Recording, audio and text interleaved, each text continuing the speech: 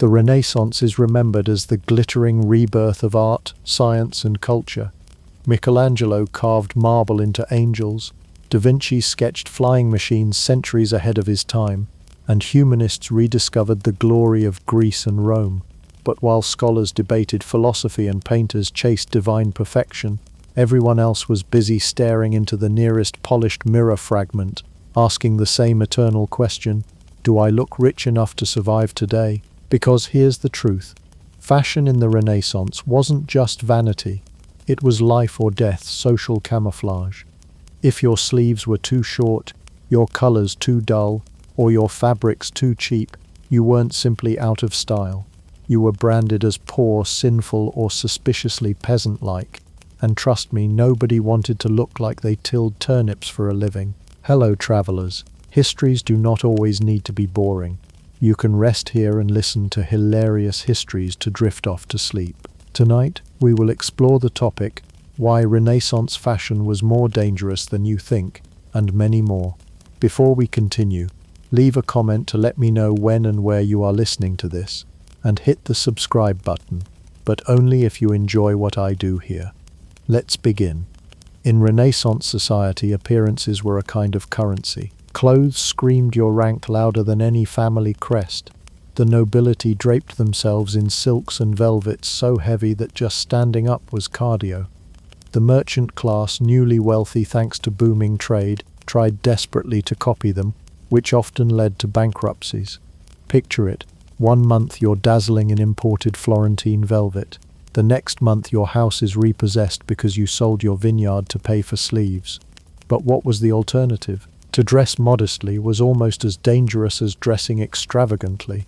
Wear plain wool and people assumed you were either destitute or hiding something unsavory. Maybe you were a heretic.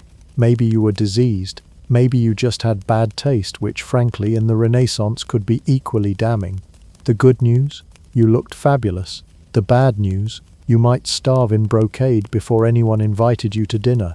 Renaissance courts were battlegrounds and fabric was your armor. Women competed for the widest skirts, the puffiest sleeves, and the tallest headdresses. Men weren't spared either.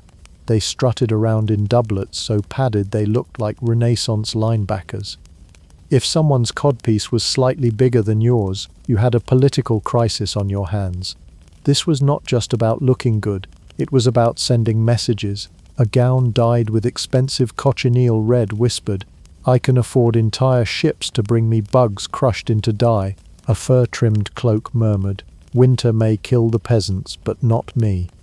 Every stitch, every jewel, every embroidered thread shouted status at ear-splitting volume.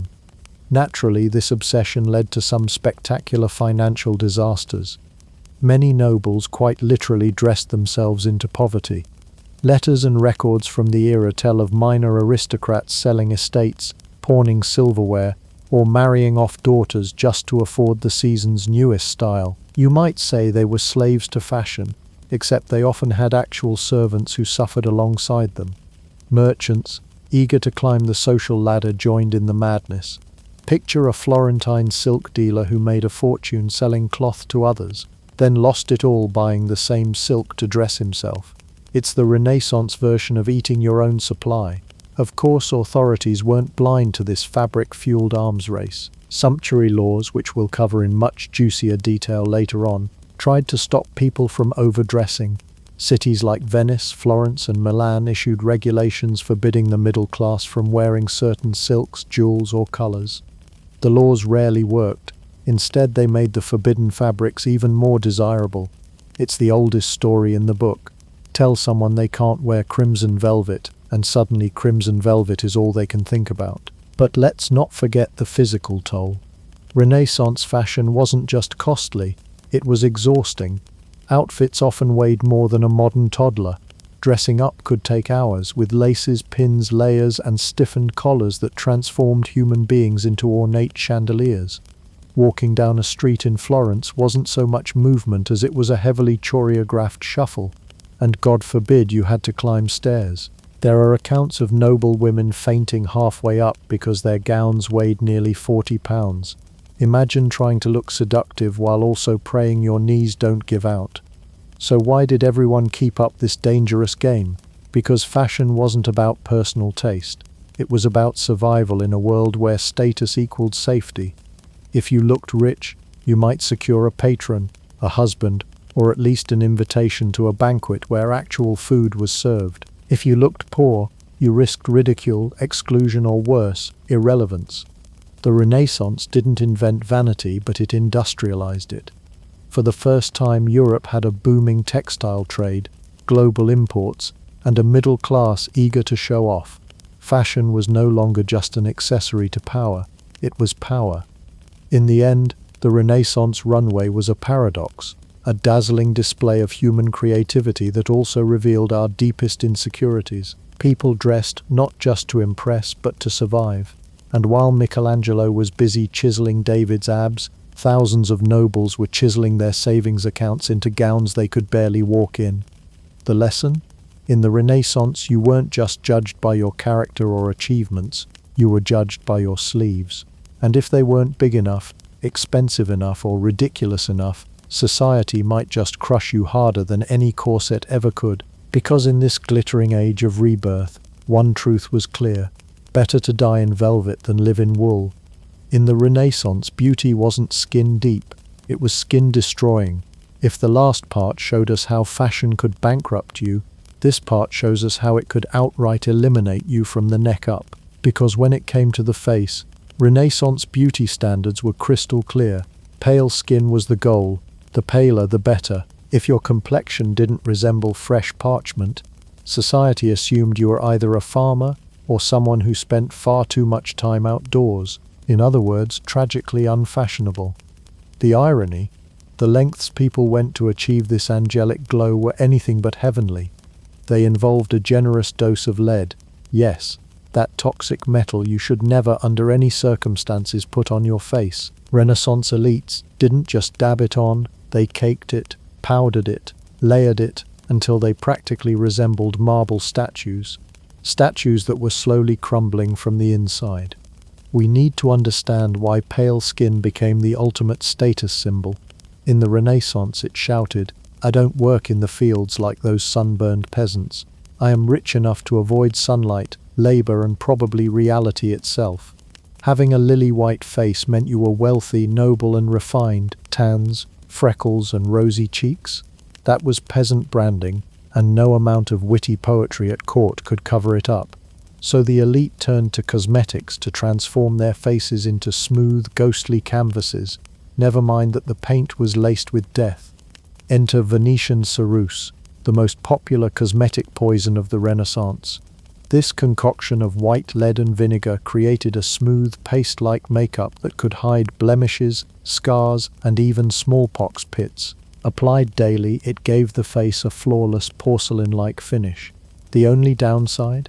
It slowly ate away at your actual skin while leaching into your bloodstream. Users developed ulcers, hair loss, and tooth decay. Their skin cracked and turned grayish beneath the mask, requiring, you guessed it, even more ceruse to cover the damage. It was the ultimate vicious cycle. Lead caused blemishes, which required more lead to hide, which caused even more blemishes. Think of it as the Renaissance version of a subscription service. Once you started, you couldn't stop, and eventually it drained more than just your bank account. If Venetian ceruse had a brand ambassador, it was Queen Elizabeth I. After surviving smallpox, she was left with facial scars that she carefully hid beneath layers of white lead makeup. Over the years, she applied it so often that her skin deteriorated dramatically. Contemporary accounts describe her teeth blackening, her hair thinning, and her once celebrated beauty taking on a ghostly, almost inhuman pallor. But she never abandoned the stuff. Why? Because the mask wasn't just cosmetic, it was political. Elizabeth cultivated her image as the Virgin Queen, a figure of purity and untouchable majesty. And purity, in Renaissance terms, looked like a face pale enough to make milk look tanned. The result? A queen who looked divine in portraits but was likely rotting beneath the paint. In a way, Elizabeth became the Renaissance's first influencer, but her brand deal was with death itself. Lead wasn't the only culprit in the Renaissance makeup kit. Women also dusted their faces with arsenic powders, used mercury-based ointments to remove freckles, and applied sulfur to purify their skin. Each of these substances had the handy side effect of slowly poisoning the user, while smelling faintly of a medieval apothecary's garbage bin. Rouge for the cheeks wasn't much safer. Some women used cinnabar, a bright red pigment made from mercury sulfide. The effect? Rosy cheeks and eventually neurological decline. Because nothing says beauty like a radiant glow paired with uncontrollable trembling. Now, modern makeup advertisements love to brag about being waterproof or long-lasting. Renaissance makeup could also claim to be long-lasting, but only because lead bonded to your skin like toxic superglue. Washing it off was nearly impossible. Women often resorted to harsh abrasives like vinegar, urine, yes really, or even bread soaked in wine to scrub their faces clean. Imagine trying to exfoliate with your dinner roll and you get the picture. And if you didn't wash it off, well, the makeup slowly fused with your skin, causing burns and lesions. One physician of the time warned that women who used ceruse speedily become withered and grey-headed, because this doth so mightily dry up the natural moisture of their flesh. Translation: you looked fabulous at 20, ancient at 30, and dead by 40. Although pale skin was especially prized for women, men weren't immune to the allure of a ghostly glow. Court dandies often powdered their faces as well, particularly in France and Italy. A nobleman with a powdered face, a perfectly trimmed beard, and a bedazzled codpiece was the Renaissance equivalent of a modern-day Instagram model flexing his gym selfies. The difference? One got likes, the other got lead poisoning. The tragedy and comedy of Renaissance makeup is that it worked a little too well. The very people who wanted to look young, beautiful, and powerful ended up accelerating their decline. Nobles striving to appear like marble statues eventually ended up looking like them, cold, pale, and lifeless. And while painters immortalized their powdered faces on canvas, the reality underneath the paint was far less glamorous. Behind every glowing portrait was someone coughing up blood and wondering why their teeth were falling out. Makeup today might clog your pores, but Renaissance cosmetics clogged your entire nervous system. Venetian sunroofs, arsenic powders, and mercury ointments weren't beauty enhancers, they were chemical weapons disguised as face cream. So the next time you complain that your foundation doesn't last through dinner, remember Renaissance women. Their foundation didn't just last all night, it lasted until the day it buried them. Because in the Renaissance, beauty wasn't only pain, beauty was poison, and people lined up eagerly for another dose. If the Renaissance had a motto, it might have been more is more, especially when it came to luxury. Fabrics weren't just rich, they were practically architectural. Feasts weren't just hearty, they were cholesterol manifest. And beauty regimens? They weren't just extravagant, they were life-threatening. If lead powder claimed the spotlight for wrecking faces, then mercury deserves its own curtain call, as the silent assassin lurking in perfumes, ointments, and miracle cures. This wasn't subtle poison either. It was the kind that promised to improve your health while steadily loosening your grip on reality. One of the biggest culprits was mercury-based ointments, especially popular as a treatment for syphilis, the sexually transmitted disease that was spreading through Europe faster than gossip at a Florentine banquet. Physicians of the day, lacking antibiotics or even a basic understanding of germs, prescribed mercury in all forms, rubbed into the skin, swallowed in tonics, or even inhaled as vapors.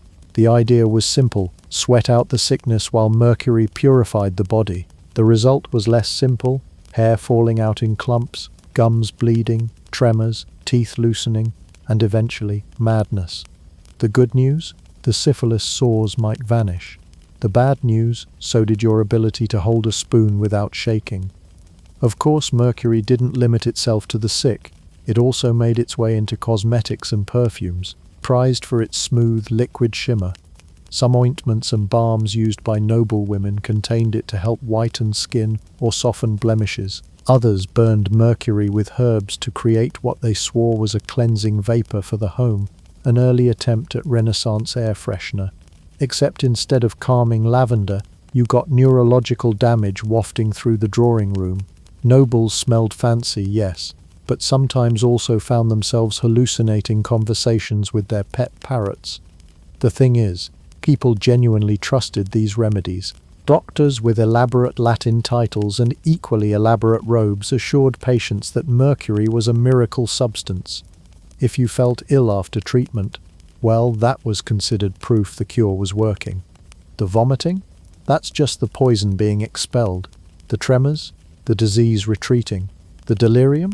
Why, that's your humors rebalancing. And if you died, clearly you hadn't taken enough mercury. It was the Renaissance version of trust the process. Except the process was chemical self-destruction. What makes this all more absurd is how expensive these so-called cures were. Mercury was imported and processed at great cost, meaning only the wealthy could afford regular treatments. Picture the irony. The richer you were, the more likely you were to be slowly poisoned under the pretense of preserving your health and beauty. It was luxury madness, quite literally. Poor peasants might die from famine, but nobles died shimmering with toxic elegance. Perfume culture also leaned heavily on risky ingredients. Scent was considered not just pleasant but medicinal. The Renaissance elite believed bad smells carried disease, so masking odor with perfume was a kind of plague prevention strategy. Unfortunately, some of these perfumes contained mercury compounds or were stored in vessels lined with it. So while courtiers wafted around in clouds of expensive fragrance, convinced they were safeguarding their health, they were also marinating themselves in neurological decline. Eau de cologne, more like eau de tremors. The tragic comedy here is that mercury did have an effect, just not the one people wanted. It temporarily reduced lesions, lightened spots, and even gave skin a luminous sheen. To a Renaissance courtier desperate to appear flawless under candlelight, this was worth the price. But long-term, the glow faded into sores, scars, and madness. There are records of nobles so disoriented after years of mercury use that they wandered through court babbling, unable to recognize their own relatives. And yet others looked at them and thought, well, at least their skin looks smooth. By the late Renaissance, some physicians began to suspect mercury was more foe than friend, but the fashion for it lingered. After all, once an entire generation of elites has bought into a deadly trend, it takes more than a few dead bodies to convince the survivors they've made a mistake.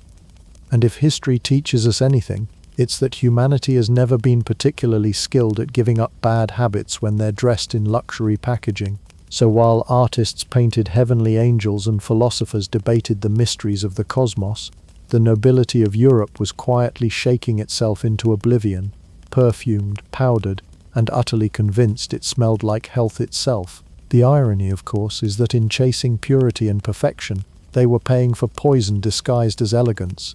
They weren't just buying perfume, they were buying their own downfall by the vial.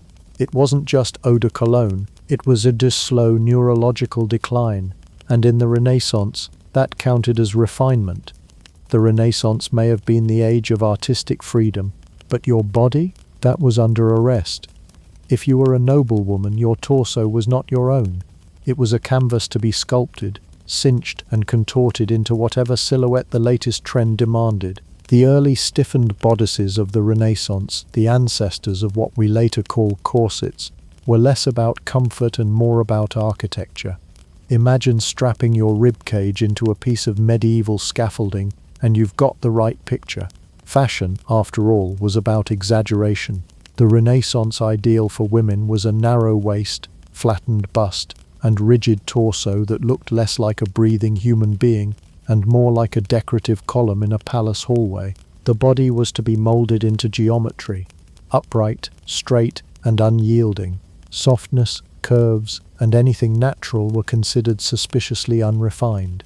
So out came the stiffened bodice, layers of fabric reinforced with whalebone, wood, or even strips of iron, designed to squeeze flesh into compliance. It was not comfortable. Breathing became a luxury, sitting required precision, and eating a full meal. Forget it.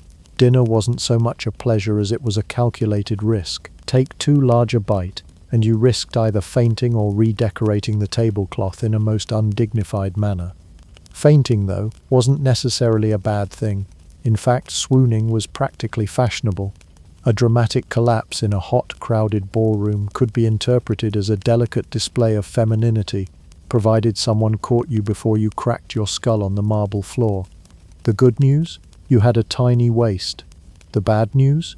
Your lungs were now decorative accessories, but these stiffened bodices weren't just about looks. They were about control. Clothing dictated posture, movement, and even behavior. With your torso locked into a board-straight position, slouching was impossible, and so was spontaneity. You moved carefully, slowly, deliberately. The physical embodiment of noble grace. The garment itself enforced an entire code of conduct. Want to run? Not happening. Want to bend down and pick up something you dropped? That's what servants were for. In a way, the bodice didn't just reshape your body. It reshaped your social role. The materials themselves were a hazard. Whalebone harvested from baleen was stiff but brittle. It could splinter and poke through the lining, stabbing the wearer like a nagging reminder that beauty hurts. Metal reinforcements added durability, but also turned women into walking lightning rods in a storm. One imagines Renaissance men composing romantic sonnets, while their partners quietly wondered if they might be impaled by their own fashion. Of course, the most dangerous effect of all was what it did to the body's insides. Compression of the ribs forced organs into unnatural positions. Lungs had less room to expand, the stomach was squeezed upward, and circulation was compromised. Prolonged use could even deform the rib cage. But in a society where appearances mattered more than longevity, these side effects were shrugged off. After all, who needed a healthy spleen when you had the figure of a marble statue? It wasn't just women either. Men, though spared the full torture of bodices, also flirted with rigid clothing. Their doublets were often padded, quilted, and stiffened to create a broad, square torso that suggested strength and authority. If women were expected to look like hourglasses, men were expected to resemble chests of drawers. Everyone, it seems, was being reshaped into furniture. There's a peculiar irony in how the Renaissance celebrated humanism, the beauty of the human form, the dignity of mankind, while simultaneously forcing people to strap themselves into contraptions that denied the natural shape of their bodies. Painters painted Venus in all her natural curves, yet real women were flattening themselves into boards. It was as if art and reality were having two very different conversations, and then there's the social theatre of it all. When you think of Renaissance banquets, you might imagine feasts groaning under the weight of roasted peacocks, candied fruits, and spiced wine. But now imagine attending that banquet in a bodice that allowed you to breathe only shallowly and left no room for your stomach to expand. Eating became a game of strategy. You nibbled politely, avoided second helpings, and prayed you wouldn't hiccup, because that could trigger a chain reaction, ending with you fainting into the roast swan. For all its absurdity, the stiffened bodice was a status marker. The very fact that you could wear one meant you weren't doing physical labor, you weren't carrying water, tending sheep, or grinding grain. You were wealthy enough to dress like a piece of architecture because someone else was doing the hard work to keep you alive. The more impractical your clothing, the higher your social standing. In other words, the less you could breathe, the more society respected you. Looking back, it's easy to laugh at the extremes, but for those living in it, there was no choice. The rules of fashion were absolute, and disobedience carried social consequences. A woman who dared to show a natural silhouette risked being read as unfashionable, vulgar, or even immoral. In a world obsessed with appearances, the stiffened bodice wasn't just clothing, it was a cage disguised as elegance. So next time you sigh at the discomfort of modern skinny jeans, spare a thought for the Renaissance noblewoman whose entire ribcage was under siege, because for her, beauty wasn't just pain, it was suffocation, and fainting in front of your peers wasn't a fashion faux pas, it was practically part of the outfit. If you think a bad haircut can ruin your week, imagine living in the Renaissance where your hairstyle didn't just wreck your vibe, it could wreck your health. Hair wasn't just hair back then, it was practically a billboard advertising your wealth, your status, and, if you weren't careful, your eventual demise. Enter the Renaissance wig, a marvel of engineering, a statement of power, and a walking biohazard. Let's start with the raw material.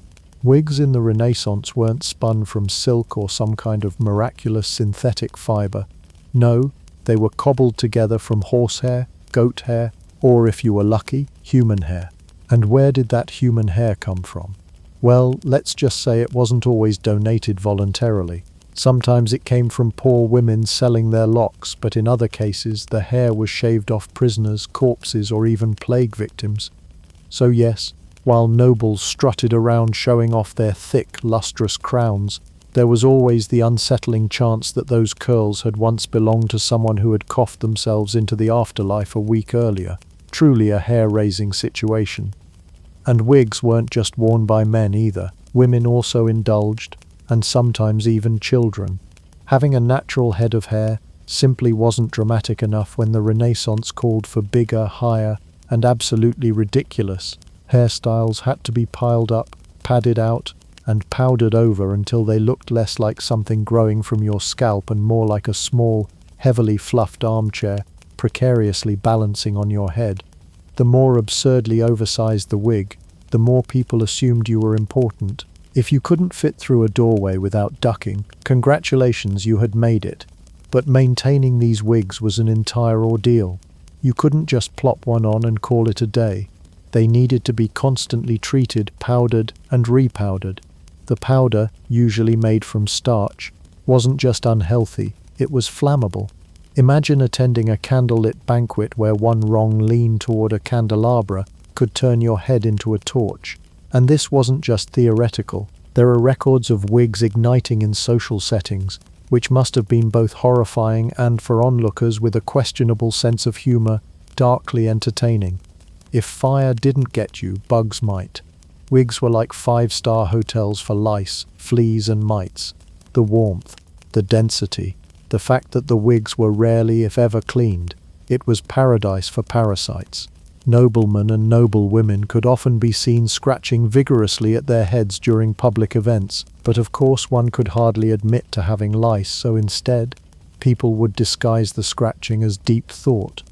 Imagine a duke furiously clawing at his scalp during a council meeting, nodding wisely as if pondering state finances, when in reality he was just trying to stop a flea from staging a full parade down his neck. Another delightful downside was the smell. Natural hair, when left unwashed, has a certain aroma. Now multiply that by wigs that were reused over and over, often layered with animal fat to make the powder stick. These wigs could develop odors so potent that not even buckets of perfume could fully disguise them. Nobles walking into a room might look grand, but they could smell like a barnyard had been dusted in flour. And speaking of perfume, remember the powders used on wigs weren't just flammable, they were also toxic. The finely ground starch dust was inhaled regularly, coating the lungs and throat. People would cough and wheeze as if they were allergic to their own status symbols. Some powders were even mixed with dyes and chemicals to achieve fashionable colors, lavender, pale blue, or silver grey, which added a little flair but also a dash of poison. The very act of keeping up appearances was slowly corroding people from the inside out. Then there was the matter of cost. Wigs were expensive, and the bigger or more elaborate, the higher the price. Nobles would drain their purses just to stay competitive in the wig arms race. Some even pawned valuables or borrowed heavily to afford the latest towering coiffure. In the end, you weren't just losing your health, you were losing your financial stability too. Nothing screams fashion victim quite like bankruptcy paired with head lice. The irony of all this was that wigs were originally supposed to be practical. They helped cover bald spots, common thanks to syphilis and other delightful Renaissance ailments. They disguised thinning or diseased hair, and they offered a way to maintain a uniform, healthy look. But like everything fashionable, moderation flew out the window. A simple disguise evolved into a dangerous symbol of prestige until people were quite literally risking fire, plague, and poverty just to look like they belonged at the top table. Renaissance society didn't see wigs as dangerous. They saw them as essential. The health risks were ignored, the lice were tolerated, and the powder coughing was dismissed as just another inconvenience of high living. Because when it came down to it, fashion in the Renaissance wasn't about comfort or safety, it was about spectacle. And if you had to pay with your lungs, your skin, or your sanity, then so be it. The wig wasn't just hair, it was ambition, wealth and social survival perched on your scalp. And so the Renaissance runway rolled on, crowned with horsehair and powdered death. The good news? Your wig made you look fabulous. The bad news? It was also a ticking time bomb of fire hazards, infestations and toxins. Nothing says elegance like scratching yourself raw while praying your head doesn't accidentally ignite before dessert. When people think of dangerous fashion, they might picture sky-high stilettos, the kind that leave you wobbling on a Friday night and regretting your life choices by Saturday morning. But Renaissance Venice laughed in the face of modern footwear struggles and said, "You call those high heels? Cute. Try walking on stilts." Thus entered the infamous chopin, a platform shoe that could tower up to 20 inches high. Yes, 20. At that point you weren't wearing shoes anymore. You were wearing scaffolding. The chopin was less a shoe and more a mobile podium. It wasn't about comfort, it wasn't even really about mobility, it was about status. The higher your shoes, the higher your social standing, both literally and figuratively.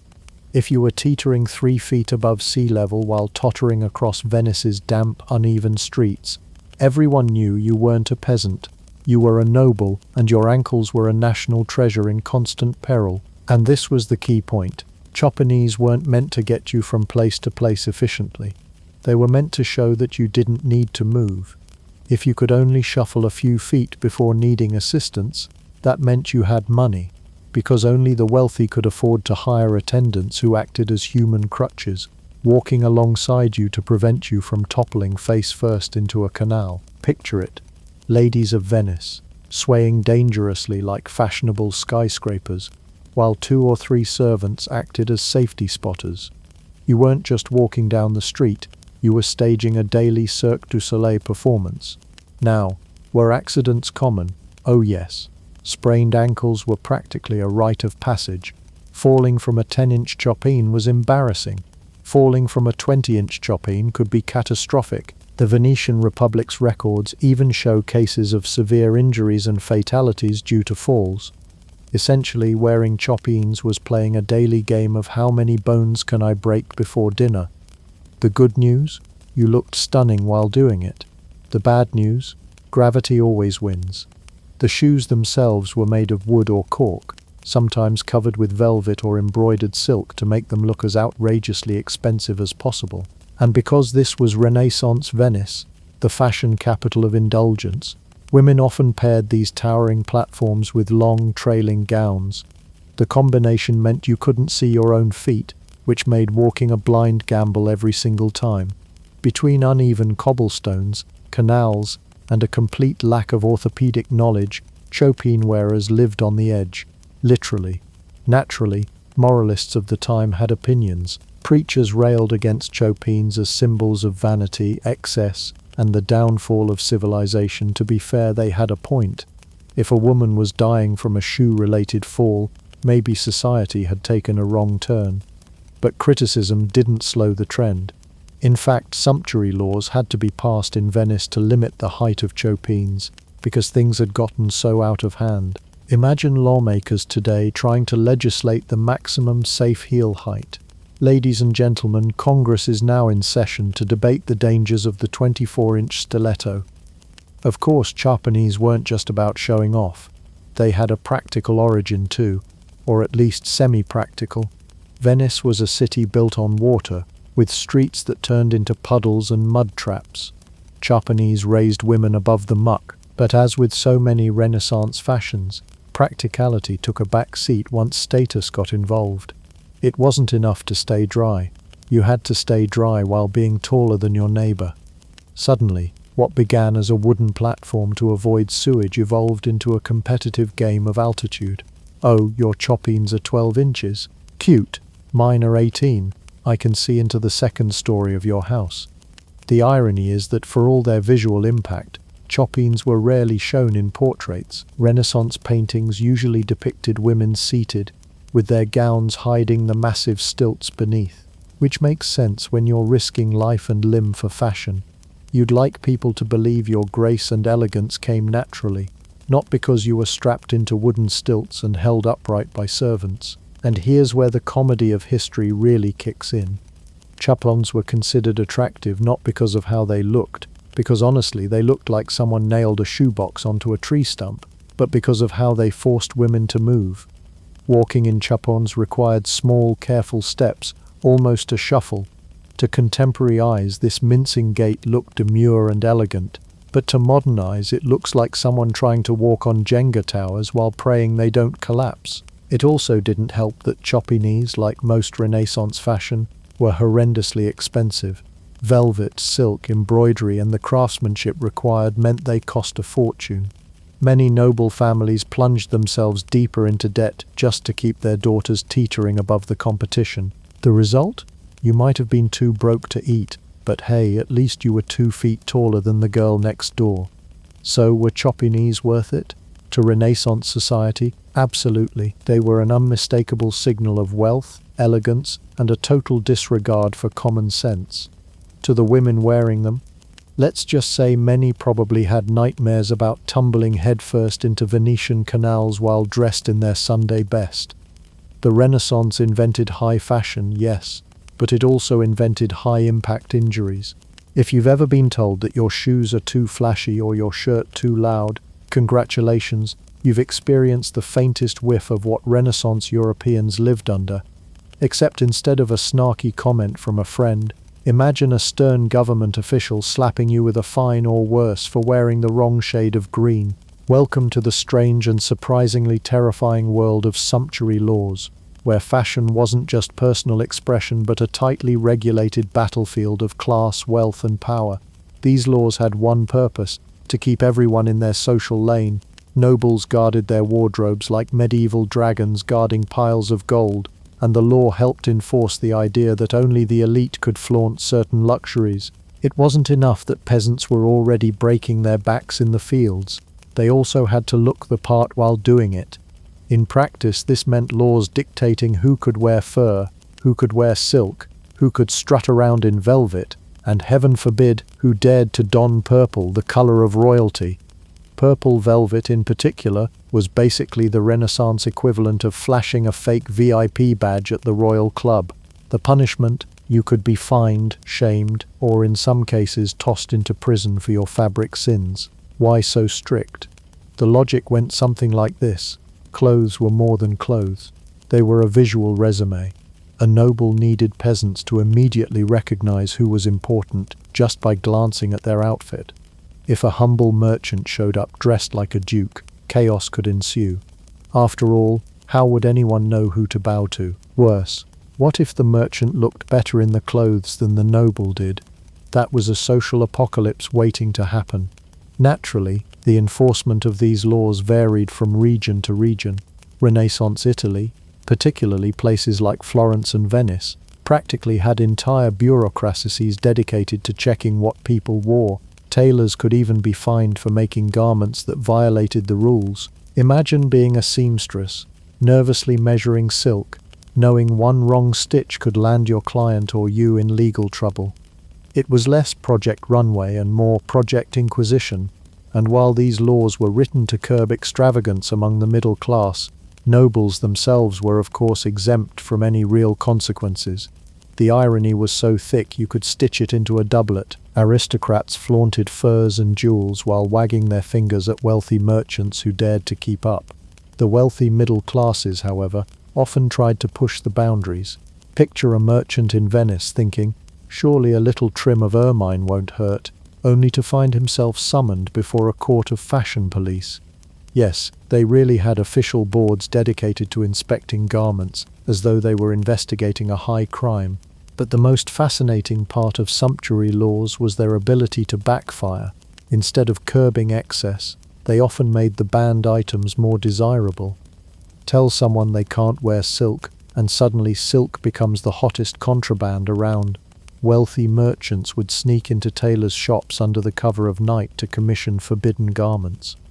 Smuggling wasn't just for spices and exotic goods, it was for fabrics too. The black market didn't just sell contraband tobacco or weapons, but also that sweet, forbidden purple brocade. Of course, these laws could take a more sinister turn. In some places, clothing restrictions were used not only to reinforce class divisions, but also to mark out religious or ethnic minorities.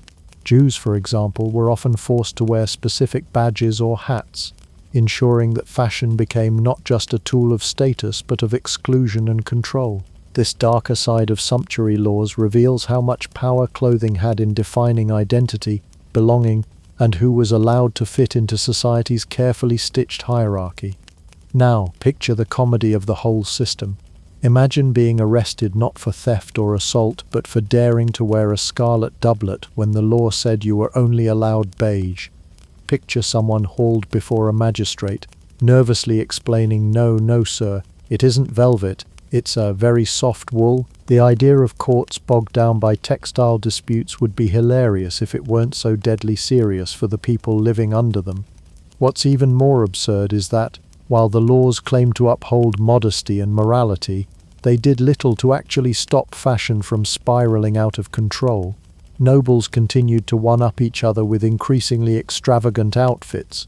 Merchants found ways to sneak around the rules, and the cycle of fabric-based drama rolled on. By the late Renaissance, sumptuary laws were often ignored or abandoned altogether, not because rulers suddenly discovered a love of self-expression, but because enforcing them was as futile as trying to keep lice out of a powdered wig. In the end, sumptuary laws show us just how deadly serious clothing was in the Renaissance. Outfits weren't just stitched together from fabric. They were woven from laws, power, and social anxieties. The wrong choice of velvet could ruin your reputation, drain your fortune, or land you in court. And yet, people risked it anyway, because even in the Renaissance, nothing could stop humans from wanting to look fabulous. If you've ever complained about itchy sweaters or polyester shirts that trap sweat, take comfort in this. At least your outfit isn't slowly laced with arsenic. In centuries past, textiles weren't just uncomfortable or impractical. They could literally make you sick, and not in the fashion victim metaphorical sense.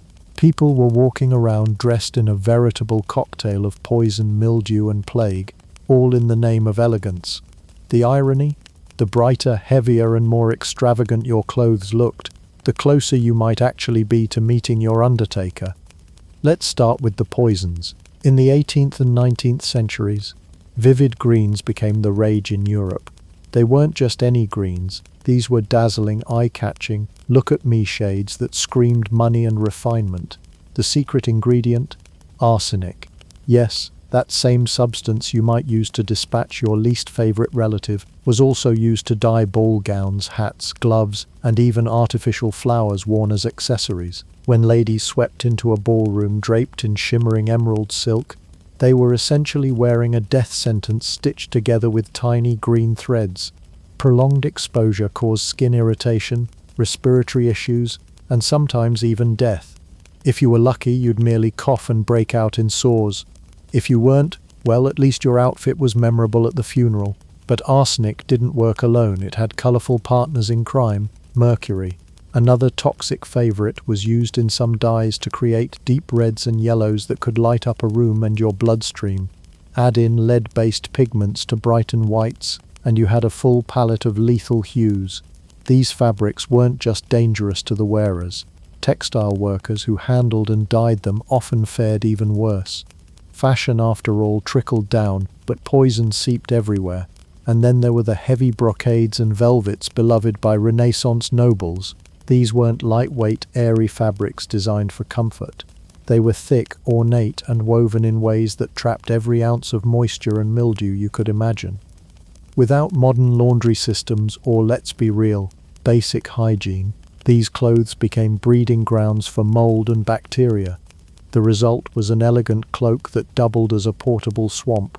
Wearing one of these outfits for days on end was like slowly marinating yourself in microbial stew. And since nobles believed frequent bathing was dangerous, some swore it opened the pores to disease. The combination of sweat, damp cloth, and mildew was an olfactory nightmare. But mildew was just the beginning. Long trailing gowns, especially fashionable during the medieval and Renaissance eras, came with their own unique hazards. These trains weren't just for making dramatic entrances. They were also perfect tools for sweeping through streets filled with animal waste, rotting food, and the occasional puddle of who knows what. Every step a lady took through a crowded marketplace meant she collected a new bouquet of bacteria, parasites, and filth, which she then carried proudly into court or banquet halls. Forget perfume.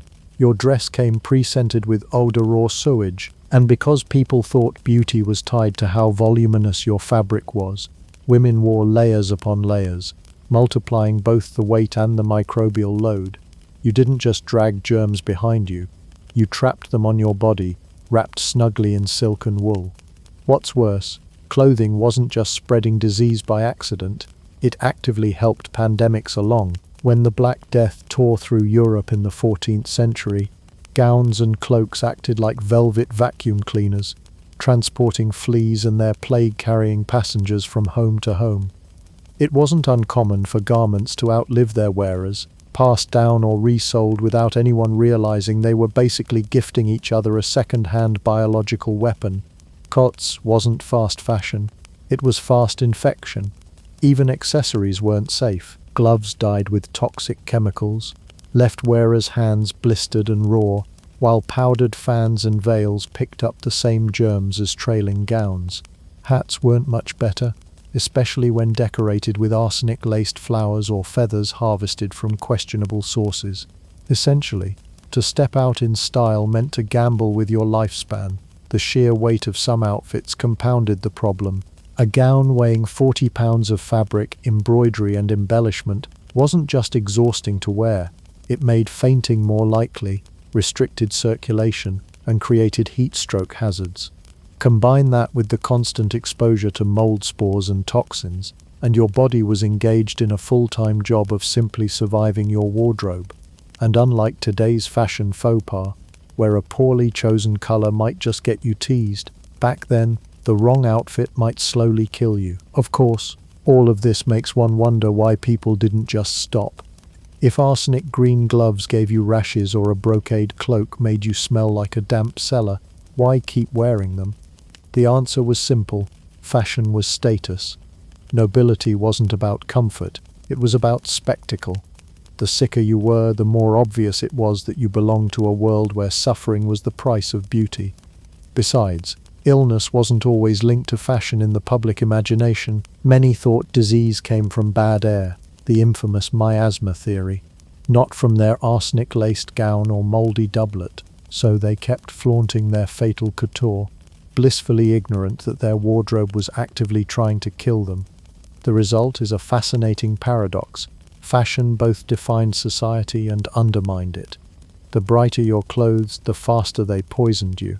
The longer your gown, the more filth it collected. The heavier your cloak, the more it suffocated you. And yet, people clamored for these garments, because the alternative, looking poor, was somehow worse than coughing up your lungs in front of the king. The joke practically writes itself. Fashion wasn't just a statement, it was an entire ecosystem, complete with bacteria, poison, and plague, all stitched together with impeccable craftsmanship. If you've ever thought beauty is pain, rest assured your ancestors took that to terrifyingly literal extremes. If fashion is the art of illusion, then Renaissance smiles were perhaps the greatest trick of them all. At first glance, portraits of Renaissance nobility show elegant figures with serene, closed-lipped expressions. That wasn't just artistic restraint, it was practical camouflage. Because behind those carefully pursed lips was a dental apocalypse, and no amount of velvet, pearls, or perfumed gloves could cover the stench of rotting molars. The culprit? Sugar. The Renaissance was the era when colonial trade routes began pouring cane sugar from the Mediterranean, the Canary Islands, and eventually the New World into European ports. What had once been a rare and medicinal spice suddenly became an accessible luxury for the elite. And just like any luxury, people didn't consume it in moderation. After all, If your wealth could be displayed in a gilded gown or a silver goblet, why not also in candied fruits, marzipan sculptures, or sugar-dusted pastries? To have sugar on your table was to literally eat status. The problem? No one had toothbrushes as we know them today. At best, they rubbed their teeth with cloth or chewed on twigs.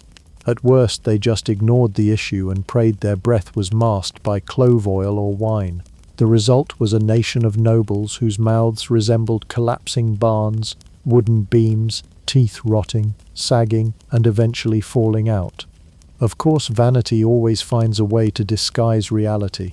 Renaissance dentists, if you can call them that, had a handful of tricks up their sleeves.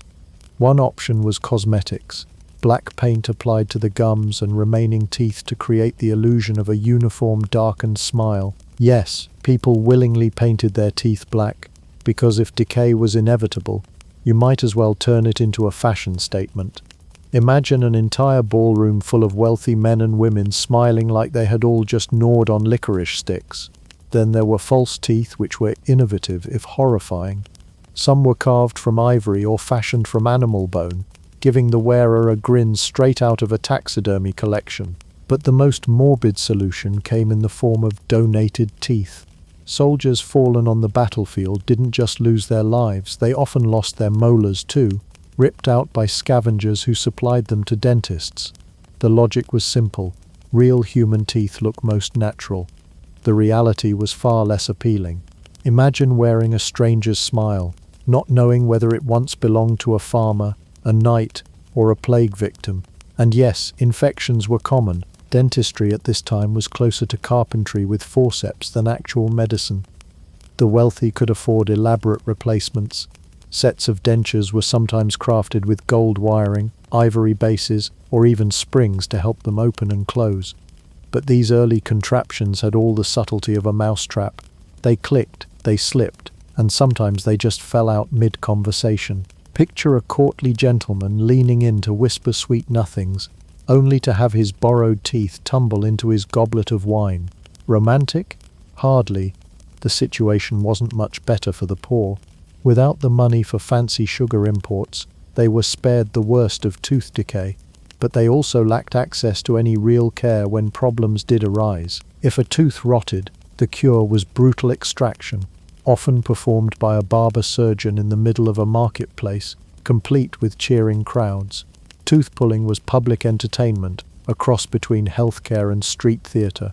One can almost imagine a Renaissance carnival barker shouting, "Step right up.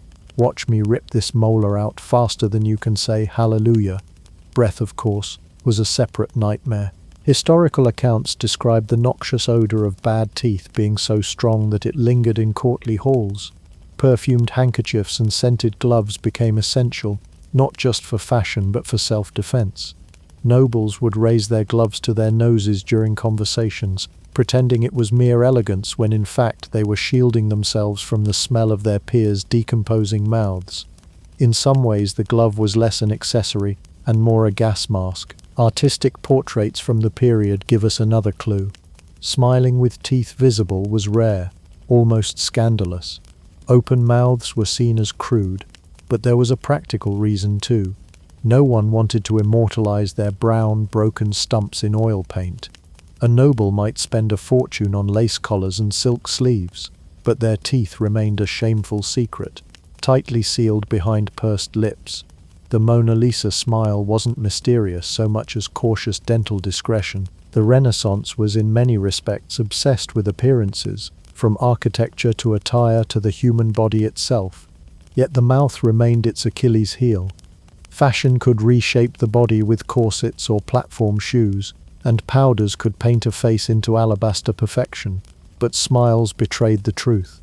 Behind every mask of elegance lurked decay, pain, and a desperate attempt to cover it all up with makeup, borrowed bone, or battlefield souvenirs. So if you ever find yourself dreaming of stepping into a Renaissance banquet, surrounded by silk-clad nobles and shimmering chandeliers, remember this. The moment anyone leaned in close, you'd probably wish you had brought a clothespin for your nose, because nothing could ruin the illusion of elegance faster than the stench of someone else's perfect Renaissance smile. one that might not even belong to them in the first place. If the Renaissance gave us anything besides breathtaking art, revolutionary science, and Michelangelo's overly muscular angels, it was proof that humanity has always been willing to suffer, sometimes fatally, for the sake of fashion. Beauty was not just skin deep, it was stitched, powdered, painted, crushed, and occasionally poisoned into existence. To understand the legacy of Renaissance vanity, we need to look not at the clothes themselves, but at the mindset that birthed them. In an age when social class dictated nearly every detail of life, appearance became the battlefield on which status wars were fought. A gown was never just a gown, it was a public announcement. I am wealthy, I am powerful, I can afford fabrics that might kill me before the month is out. Pale skin, not simply attractive, it proved you were rich enough not to spend your days ploughing fields under the hot sun. A towering wig, more than a hairstyle. It was a sign that you could afford servants to scratch the lice on your behalf. Even the most dangerous trends weren't accidents of fashion, they were calculated choices designed to scream superiority. What's astonishing is how much Renaissance beauty foreshadowed our modern obsessions. We may no longer powder our wigs with flammable starch, though hairspray and an open flame still spell trouble, but we continue to risk health for aesthetics. Consider the parallels. Corsets then, waist trainers now, lead face powder then, skin bleaching creams and untested cosmetics now, chopines towering 20 inches high, high heels today that podiatrists warn against with every fiber of their being. Fashion, it seems, has always been a trade-off between looking magnificent and walking away from the party uninjured. One of the more lasting legacies of Renaissance vanity was the way it blurred the line between life and performance. Portraits from the time show individuals who were often unrecognizable from their natural selves, painted faces, powdered wigs, and clothing so extravagant they could hardly move. The ideal wasn't authenticity, it was theatre. The Renaissance nobleman or lady wasn't simply living, they were staging themselves like actors in a never-ending play. To die from one's costume was, in a twisted sense, the ultimate commitment to the role. It's worth remembering that Renaissance Europe was also a period of shocking inequality. For every noble strangling their organs into a corset or tottering across Venice on stilts disguised as shoes, there were countless peasants wearing the same homespun tunic for years until it literally fell off their backs. The sheer impracticality of elite fashion was intentional. It separated the powerful from the powerless. A farmer could never wear a 10-foot train dragging through the mud. A merchant's wife couldn't spend hours applying poisonous cosmetics when she actually needed to work. By making fashion dangerous, uncomfortable, or ruinously expensive, elites ensured it was theirs alone.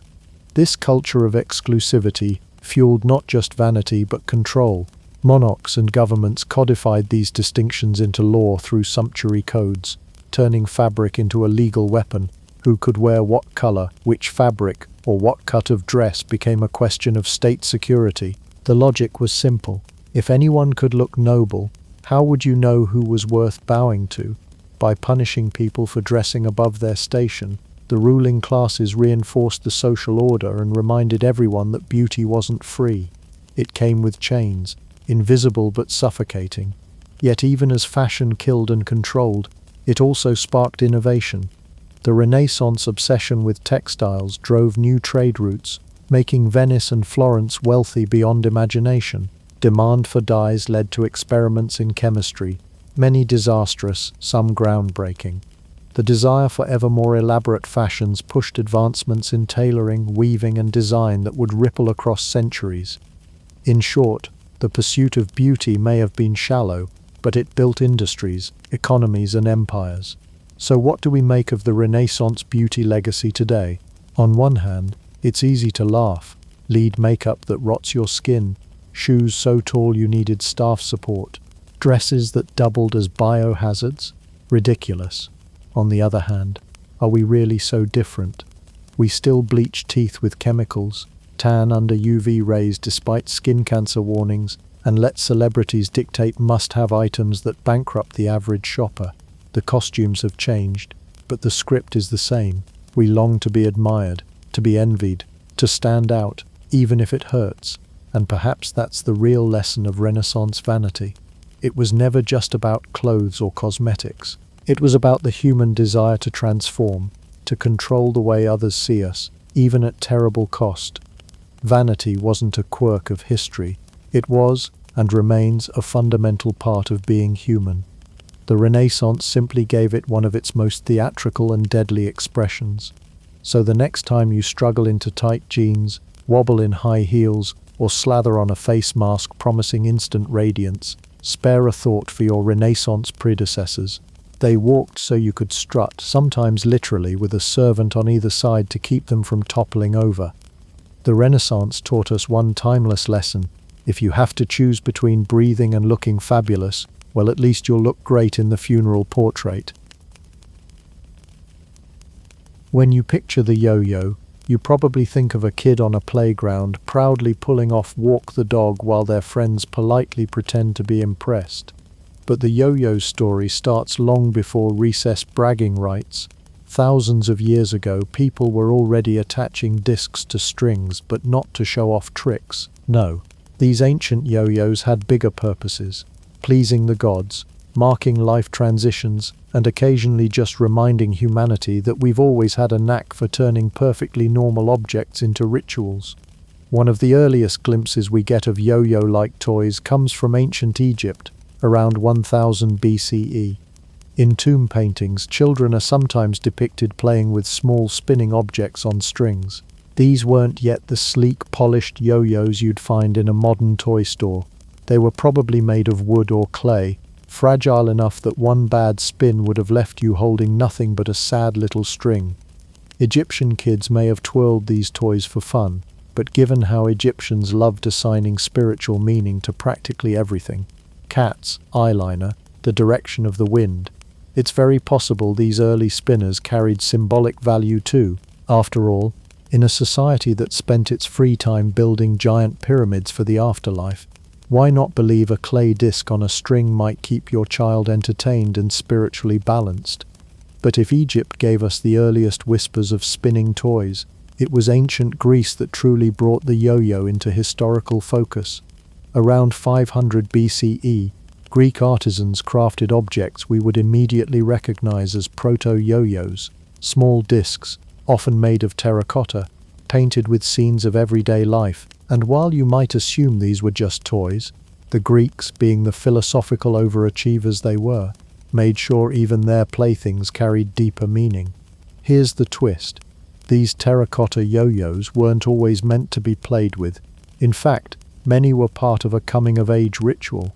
When Greek boys reached adolescence, they would offer their yo-yo to the gods as a symbolic farewell to childhood. Imagine that moment. A boy places his toy before an altar, essentially saying, "Thank you for the years of fun, now I'm ready for adulthood," and hopefully not a Spartan training camp. And that's where the humor of history hits you. These weren't just toys, they were tokens of maturity. Today, you might get your driver's license or your first credit card to prove you're growing up. In ancient Greece, you handed over your yo-yo to Zeus. Congratulations, kid, you've grown up. Hand over your toy and prepare for taxes. Why terracotta? Well, the Greeks weren't dumb. They weren't about to give away their good toys. Wooden yo-yos were sturdier and meant for actual play. But when it came time for the ceremonial goodbye childhood gesture, terracotta was perfect. It was cheap, it was symbolic, and best of all, once it broke, no one could snatch it back from the gods. If you think about it, the yo-yo in this case was less about fun and more like a cosmic take-back gift. Here you go, divine powers, please accept my fragile disc and in exchange, spare me from acne and awkward puberty. What's fascinating here is how the yo-yo straddled that line between toy and symbol. In everyday life, kids probably still played with wooden versions. After all, childhood isn't childhood without a bit of fun. But the ritual reminded everyone that toys weren't just toys. They could carry meaning about life stages, responsibility, and one's relationship to the gods. Which makes sense if you think about it. When you don't have Instagram milestones, you have to mark growing up somehow. Why not with a string and a disc?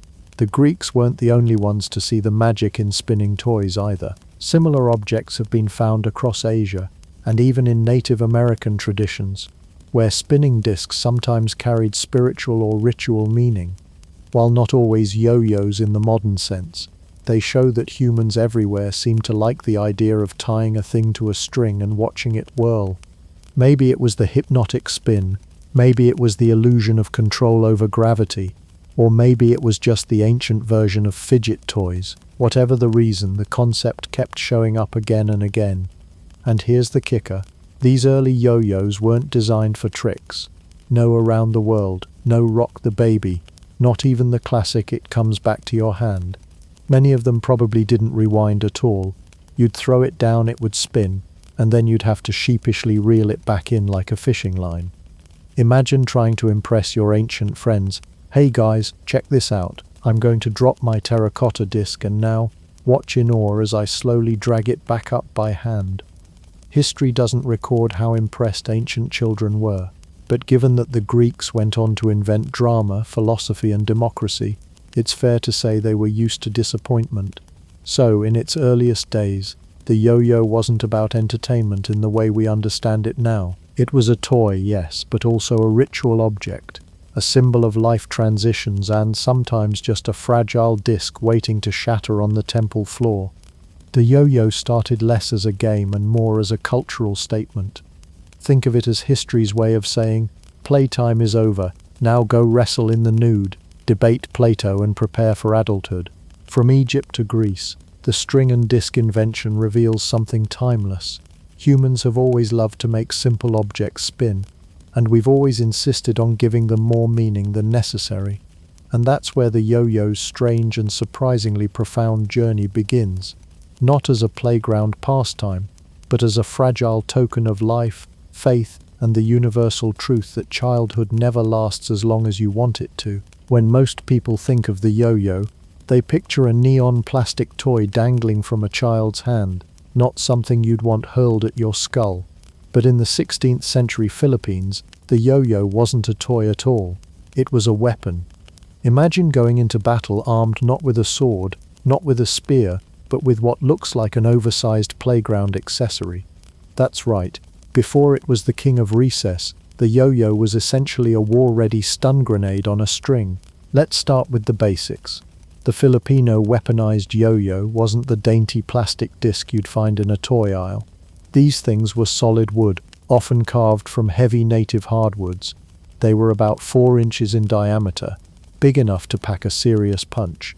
And instead of a thin cotton string, they were tied to long, sturdy cords made from natural fibers. Forget dainty finger loops.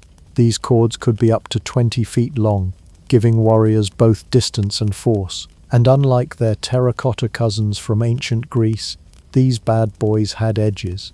Sharp, unforgiving edges. So how did it work? Picture this. A warrior hides in the dense tropical jungle perched in a tree. His prey, a wild animal, or perhaps an unfortunate enemy scout, passes below. With one quick motion, he hurls the wooden yo-yo downward. Gravity and momentum do the work, and the heavy disc slams into the target's head or shoulders. Dazed, possibly unconscious, the victim collapses. The yo-yo, tethered to its cord, is reeled back up, ready for another strike. It's silent, it's reusable, and it hurts like nothing else. Basically, it was the ancient Filipino version of a reusable taser. This wasn't just some rare gimmick either. The yo-yo weapon was part of Filipino martial tradition, especially among hunters and tribes defending their territory. In fact, it's said that the word yo-yo itself comes from the Ilocano language of the northern Philippines, meaning come back. Appropriate, considering the whole point was to drop it down, smash a skull and pull it back for round 2. Now let's pause to appreciate the absurdity. Today, parents scold their children for accidentally hitting the family dog while attempting around the world. Back then, that was the point. Playground rule none. Don't throw yo-yos at your classmates. Philippine warriors missed that memo. Instead of walking the dog, they were weaponizing it. Instead of rock the baby, they were knocking the baby's babysitter out cold. This also wasn't some cartoonish one-off. The jungle environment made it practical. Silent weapons were invaluable for ambush tactics. Guns hadn't yet arrived in the islands when Europeans first showed up in the 16th century, and bows or spears weren't always ideal in dense foliage. A heavy spinning block of hardwood tied to a cord, that worked wonders. Throw, stun, retrieve, rinse and repeat. And unlike arrows, you didn't lose your ammo in the underbrush. Efficient, terrifying, and environmentally friendly. One of the things that made the yo-yo especially dangerous was the combination of gravity and surprise. Hunters used it against wild animals, dropping it from above like a primitive airstrike.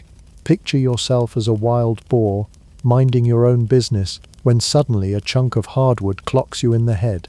That's not a toy, that's trauma. And in battle, this same tactic could leave an enemy dazed long enough for warriors to swoop in with blades or spears to finish the job. Of course, Europeans eventually stumbled upon this ingenious device, and they were fascinated. To them, the yo-yo was exotic, a strange blend of toy and terror. While Spaniards colonizing the Philippines in the 16th century came armed with steel swords and muskets, they also observed local warriors using these corded weapons. And though muskets would eventually dominate, the yo-yo earned its reputation as a uniquely Filipino contribution to the art of war. It's worth noting that the Filipino war yo-yo wasn't the only weapon in the archipelago's inventive arsenal. Filipino martial culture is full of clever designs. The balisong butterfly knife, the campilan sword, even blowguns for hunting. But the yo-yo stands out because it straddles the line between practical weapon and eventual childhood toy. Few objects have gone from battlefield to playground quite so dramatically. Imagine if dodgeballs were once used in medieval sieges. Now, of course, we need to address the obvious question: did it actually kill people? Most historical accounts suggest the yo-yo was primarily used for stunning and disabling, not outright killing. It was a tool of ambush, to soften up prey or an enemy before striking with a deadlier weapon. But if you've ever been hit in the head with something heavy, you know stunning is just one unlucky swing away from fatal.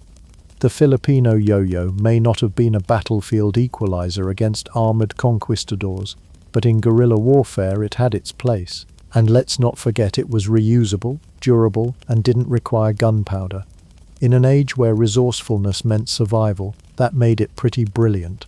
Sure, it wasn't going to take down a cavalry charge, but for silent ambushes, it was ingenious. Silent, efficient, terrifying, all wrapped up in what would eventually become the symbol of innocent childhood. It wasn't so much walk the dog as it was walk the dog then ambush it from the treetops. But that's the wild truth of the Filipino yo-yo. It was never meant to kill time between math classes, it was meant to kill dinner, or at least stun it long enough for you to get a head start. So the next time you see a yo-yo spin gracefully down and snap back up, remember you're watching the distant echo of warriors perched in trees, wielding what may be history's least expected weapon. A toy for us. But back then, spin or die. By the 18th century, Europe had developed an insatiable appetite for exotic novelties. The same ships that brought porcelain from China, chocolate from the Americas, and spices from the East Indies also carried a curious little toy. No longer the silent ambush weapon of Filipino hunters, this reinvented string and disc contraption was about to become the ultimate aristocratic fashion statement. Because if history has taught us anything, it's that nobles will play with anything shiny, spinny, or vaguely distracting, preferably while wearing silk stockings. The toy first gained traction in France, where it went by a few names: the bandeleur, the émigrette, or simply the joujou de Normandie. The last one is particularly fun because joujou is French for toy, and many historians believe this is where the word yo-yo ultimately evolved. But whatever you called it, the idea was the same. A spool-shaped object tied to a string, meant not for war or ritual, but for elegant amusement. And oh, did the French elite love it. Picture the salons of Paris, lavish rooms dripping with gilded mirrors, chandeliers and powdered wigs so tall they could have their own postal codes. Among the glittering chatter of philosophy, poetry and scandal, aristocrats casually unfurl their yo-yos. Nothing says royal dignity like a powdered wig, silk stockings and a toy on a string. These weren't rough-hewn wooden discs either. The French versions were made of fine ivory, inlaid with tortoiseshell, and sometimes even decorated with gold filigree. When your life is funded by taxes from peasants, why settle for a cheap toy when you can have one fit for Versailles? The yo-yo even found its way into the hands of Marie Antoinette herself. Yes, the Queen, best remembered for allegedly suggesting that starving peasants eat cake, was also quite fond of dropping and retrieving a toy on a string. It seems fitting, doesn't it? On one end of France, peasants struggled to afford bread. On the other, nobles spun ivory yo-yos as a way to pass the time between masked balls and elaborate hair appointments. You could say the yo-yo became the perfect metaphor for the French aristocracy, constantly going up and down, and inevitably ending in a very messy drop. In fact, the toy became so tied to aristocratic fashion that it earned another nickname, the émigrette. This name had a darker twist. During the French Revolution, many nobles who fled Paris took their prized yo-yos with them. The toy became a symbol of the exiled elite, still spinning away even as their world collapsed. And while the guillotine made sure a good number of aristocrats lost their heads, their toys were spared. The guillotine wasn't the only thing dropping in France, so were yo-yos. But why did the French nobility latch onto this particular fad? For one thing, Europe in the 18th century had developed a taste for exotic imports. Anything foreign, mysterious, or with a whiff of the Orient was instantly fashionable. The yo-yo, arriving via colonial trade routes, fit that bill perfectly. It was new, it was unusual, and most importantly, it was a skill toy. Nobles could use it to demonstrate dexterity in front of their peers. Nothing impressed your fellow aristocrats quite like gracefully lowering your yo-yo and pulling it back with a flick of the wrist, all while balancing a glass of wine in the other hand. It also didn't hurt that yo-yos made great stress relievers. Believe it or not, some aristocrats considered the yo-yo to be a tool for calming nerves. This was, after all, an age of political intrigue, duels of honor, and smallpox outbreaks. What better way to soothe yourself than to pace the gardens of Versailles while rhythmically tossing a yo-yo up and down? Forget meditation apps. This was 18th century mindfulness. The toy didn't just stay in France either.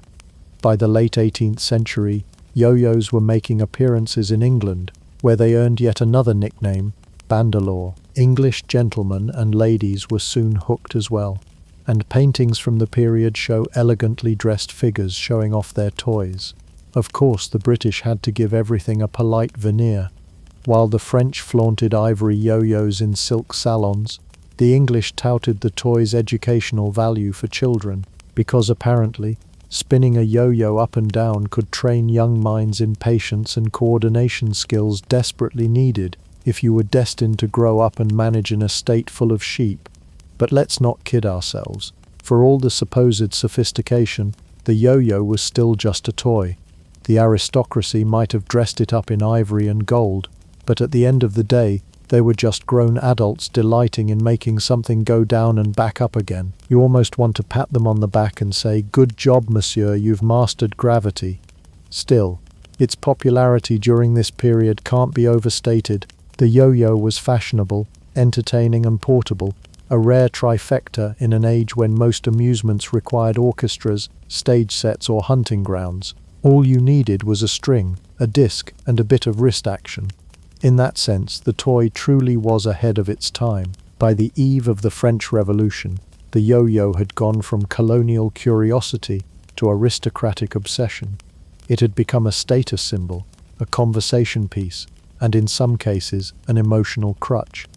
And though many nobles would soon lose their heads to the wrath of the people, the yo-yo survived the chopping block, because even in times of chaos, there's something comforting about watching a toy drop and knowing it will always bounce back. By the 19th century, the yo-yo had already bounced its way through courts and colonies in Europe, and now it was ready for its next big leap, America. But don't picture a toy store craze just yet. This was still a far cry from the neon plastic recess battles of the 20th century.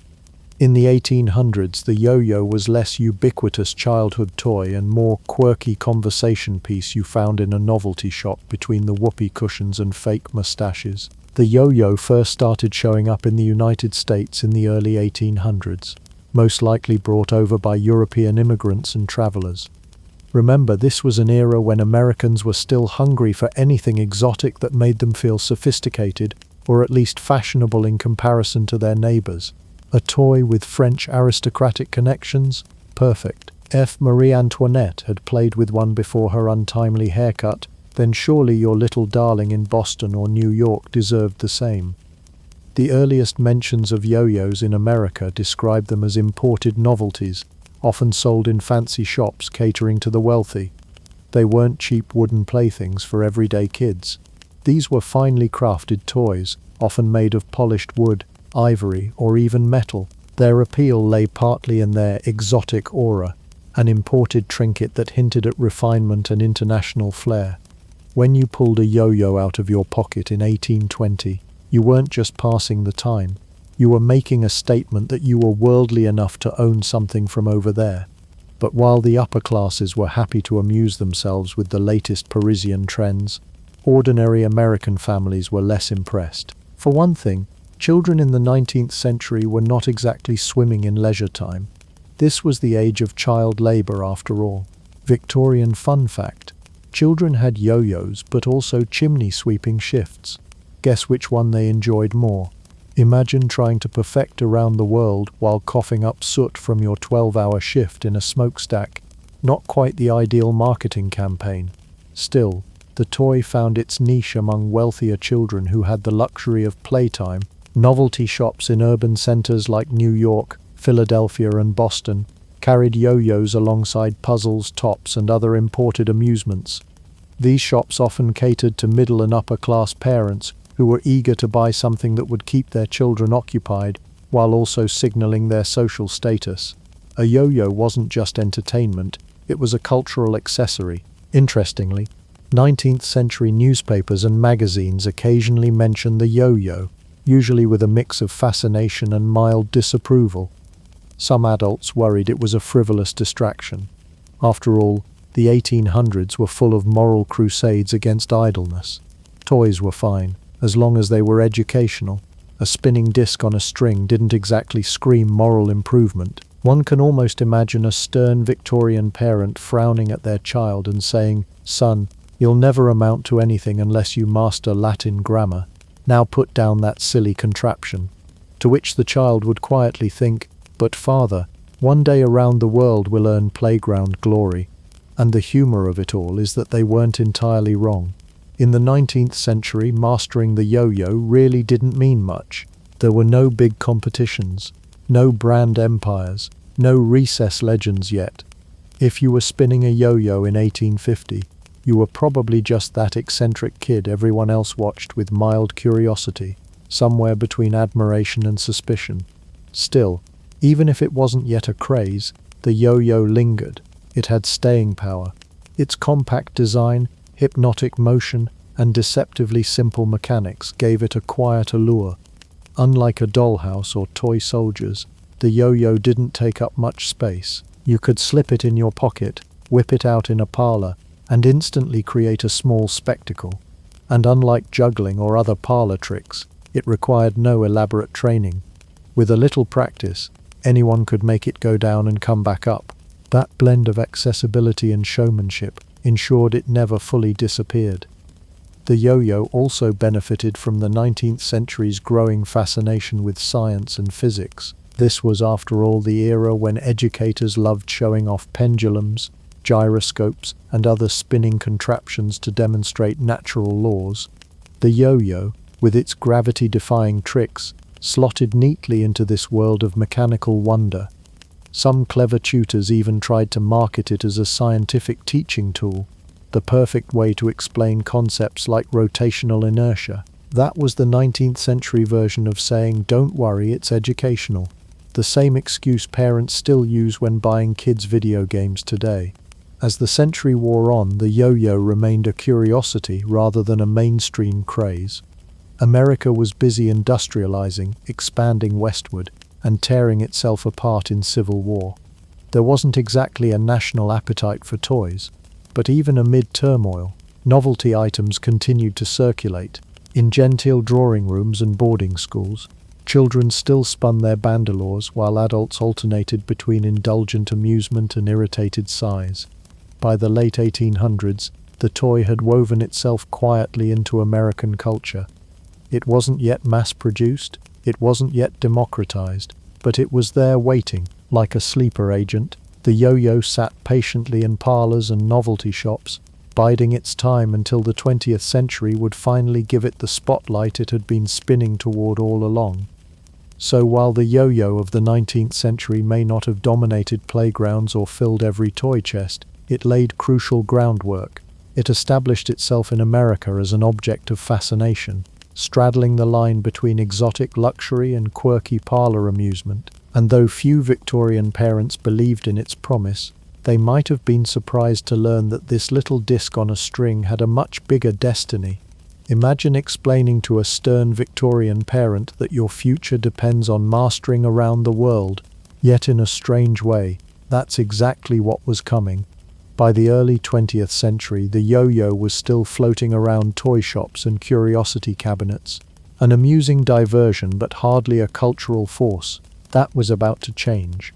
Enter Pedro Flores, a Filipino immigrant whose childhood memories and entrepreneurial brilliance would transform the yo-yo from a quaint parlor trick into a full-blown craze that swept across America.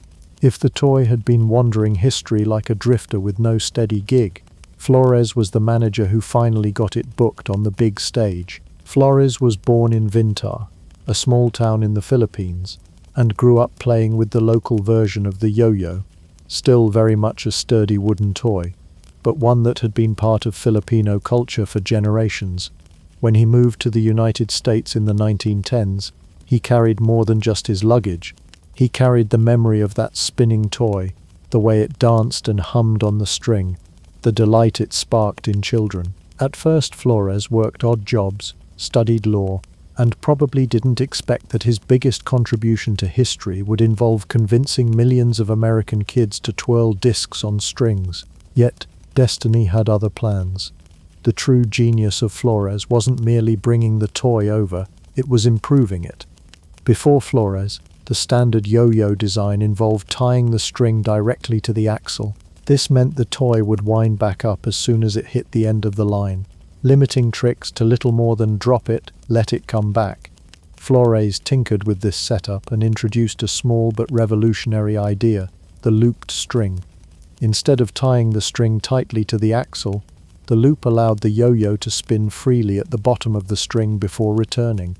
Suddenly, the toy could sleep, and if a yo-yo could sleep, then it could dream, or at least perform tricks that previously weren't possible. This innovation transformed the yo-yo from a simple up-and-down plaything into a skill toy, a performance piece, a miniature circus act in your pocket. Tricks like walk the dog or around the world became achievable only because of Flores' design. In one brilliant tweak, he gave children the power to frustrate their parents with endless clattering spins on the living room floor. But Flores didn't stop at the invention. He was also a marketing wizard. In 1928, he founded the Flores Yo-Yo Company in Santa Barbara, California. He began producing wooden yo-yos in factories, hiring workers, and most importantly, launching yo-yo contests. This was a stroke of genius. By turning yo-yo play into a competition, he created a spectacle that drew crowds and inspired kids to beg their parents for one of his toys. Children weren't just buying yo-yos, they were buying entry tickets into a new cultural phenomenon. Flores contests became local events, with kids lining up to show off tricks, cheer on their friends, and compete for prizes. Imagine a 1930s street corner buzzing with excitement. Hundreds of kids spinning their yo-yos while adults shook their heads, muttering about the downfall of society. The humble yo-yo was no longer just a toy. It was a social event, a craze that united neighborhoods, much to the despair of quiet shopkeepers trying to run businesses next door. And then came the big break. In 1930, Flores sold his company to Donald F. Duncan, a businessman with an eye for turning trends into empires. Duncan took Flores's creation, slapped his name on it, and began mass-producing yo-yos at a scale Flores could have only dreamed of. But let's not forget, without Flores's ingenuity and groundwork, Duncan would have had nothing to buy. Flores may not have become a household name, but he was the one who set the stage for the yo-yo's meteoric rise. The impact of Flores' yo-yo revolution was enormous. By the early 1930s, millions of yo-yos were being sold across the United States. They weren't just in the hands of rich children anymore. They were in the pockets of factory workers' kids, small-town farm boys, city girls, and anyone who wanted a slice of the fad. In an era just beginning to crawl out of the Great Depression, the yo-yo was a cheap toy that offered hours of entertainment and, with enough practice, bragging rights on the schoolyard. Of course, parents had mixed feelings. On the one hand, it kept kids busy and out of trouble. On the other hand, it also meant constant cries of, "Mum, I need another nickel," as yo-yos wore down, snapped strings, or mysteriously vanished under the couch. Flores may not have invented the modern concept of pester power, but he certainly gave it a useful new tool. The story of Pedro Flores is one of those rare moments in history where a childhood memory turns into a global phenomenon. He didn't just create a toy, he created a cultural touchstone. His yo-yo wasn't an exotic curiosity anymore. It was a badge of skill, a social currency, and for kids across America, the fastest way to achieve playground fame. Flores' contribution can be summed up simply. He didn't just reinvent the yo-yo, he reinvented the way kids demanded pocket money on an industrial scale. And perhaps the best part? Unlike the ancient Greeks who sacrificed their yo-yos to the gods, Flores ensured this toy was here to stay. No more childhood farewells, just endless spinning, endless contests, and endless pleas for just one more yo-yo, please. When Pedro Flores brought the modern yo-yo to the United States, he lit the match. Donald Duncan poured gasoline on it and set the whole playground ablaze. In the early 1930s, Duncan purchased Flores's company, secured the US trademark for the word yo-yo, and transformed what had been a novelty toy into a cultural juggernaut. If Flores was the inventor, Duncan was the salesman, and he knew exactly how to hook kids, parents, and the rapidly modernizing consumer market. First, Duncan grasped the power of branding. By trademarking yo-yo, he effectively made his name synonymous with the toy itself. If you wanted a yo-yo, you wanted a Duncan. The brilliance of this move was that it blurred the line between object and brand. Much like Kleenex for tissues or Google for searching, Duncan became the yo-yo. His competitors might produce spinning toys, but without that name, they seemed cheap and inauthentic. Duncan turned a centuries-old pastime into a playground luxury item. But it wasn't just the trademark that made the Duncan Empire flourish. It was the marketing strategy. Duncan pioneered promotional campaigns that made the yo-yo irresistible. Demonstrators were dispatched to schools, parks, and town centers, where kids could see the tricks firsthand. Nothing sells like envy, and Duncan's team knew that the fastest way to move yo-yos off shelves was to have children watch another kid flawlessly perform around the world while they fumbled with string. Suddenly it wasn't just a toy, it was a skill, a challenge, a ticket to admiration from peers. Competitions quickly became the heart of Duncan's empire. These were not casual affairs. The contests had structure, rules, and judges, and they were promoted with the seriousness of sporting events. Winners didn't just receive prizes, they received prestige. Kids wore their victories like armor, with playground reputations hinging on their mastery of tricks. Duncan leaned into this dynamic by sponsoring regional and national contests, creating a pipeline of yo-yo champions who became ambassadors for the brand. To fuel this craze, Duncan also exploited the media of the time. Radio ads played jingles that embedded the toy into the cultural consciousness. Magazine spreads showed smiling children clutching their Duncan yo-yos like badges of honor. Even comic strips occasionally featured yo-yo gags, further weaving the toy into the fabric of popular culture. It was a campaign designed not only to sell products but to sell identity. If you had a Duncan yo-yo, you weren't just playing, you were part of a national movement. The Great Depression provided an unexpected backdrop for Duncan's rise. While families struggled financially, the yo-yo became an affordable escape. It was a toy that cost only a few cents but could provide endless entertainment. Parents who couldn't splurge on bicycles or elaborate dolls could still buy a yo-yo for their child. Duncan's empire thrived on this accessibility. The toy became both democratic and aspirational, a rare balancing act in consumer culture. What really cemented Duncan's dominance, however, was the psychological pull of competition and mastery. Children didn't just want a yo-yo, they wanted to learn the tricks to prove themselves in front of friends. It was a rite of passage. Duncan essentially gamified childhood long before video games were even imagined. Every new trick was an achievement unlocked, every contest a leaderboard, and just when kids thought they had mastered it, Duncan would introduce new variations and models, ensuring the cycle of desire never ended. Of course, with popularity came drama. School teachers reportedly grew weary of yo-yos disrupting class, with some schools banning them outright because children preferred practicing walk the dog under their desks rather than conjugating verbs. Parents, too, were caught in the crossfire. Duncan had engineered a toy that nagged its way into wallets. A child didn't just want one yo-yo, they wanted the latest one, the championship model, the glow-in-the-dark edition. For parents, the Duncan Empire was less about play and more about budgeting for an endless string of demands. Still, Duncan's genius lay in making the yo-yo more than just a passing fad. By the late 1930s and into the 1940s, the toy wasn't merely a piece of wood on a string, it was a cultural icon. It stood alongside marbles, baseball cards, and bicycles as an essential piece of childhood. Duncan had turned a centuries-old weapon, hunting tool, and colonial curiosity into a piece of modern Americana, and here's where the humor writes itself.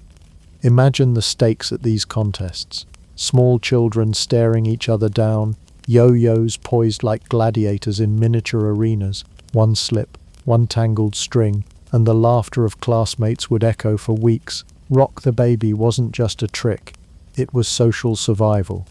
Duncan didn't just sell toys, he sold bragging rights, and for a generation of kids, nothing was worth more. Or consider the absurdity of a radio announcer hyping up yo-yo demonstrations as if they were heavyweight boxing matches. And now, ladies and gentlemen, young Tommy from Kansas will attempt the perilous, the daring, the nearly impossible three-loop around the world. It sounds comical today, but in its time this hype turned the yo-yo into a legitimate spectacle. Ultimately, Duncan's empire thrived because it tapped into something timeless, the joy of play, the thrill of competition, and the irresistible power of peer pressure. The yo-yo wasn't just a toy, it was a cultural stage. And thanks to Donald Duncan, children across America learned an important lesson. Sometimes the real trick isn't walk the dog or rock the baby, it's convincing your parents to buy you just one more yo-yo. By the late 20th century, the yo-yo had truly shed its past as a deadly hunter's weapon and firmly cemented itself as a toy of choice for fidgety children, bored office workers, and on one occasion, astronauts floating in zero gravity. It had traveled from the battlefield to the ballroom, from playgrounds to the stars. Not bad for a piece of wood, string, and gravity. The 1980s gave the yo-yo a serious brush with modern celebrity. In 1985, people decided that if humanity was going to send people beyond Earth, we might as well bring a yo-yo along for the ride. Astronauts on the Space Shuttle Challenger performed tricks with a specially designed yo-yo, demonstrating how it behaved in microgravity. Instead of gracefully unwinding and rewinding, the yo-yo floated, spun erratically, and generally looked like it had no idea what was going on, much like most of us during high school math class. Still, the footage made headlines. Kids could now say, "My toy has been to space," which gave it serious bragging rights over marbles, dolls, and even the Rubik's Cube. Back on Earth, the yo-yo was far from done.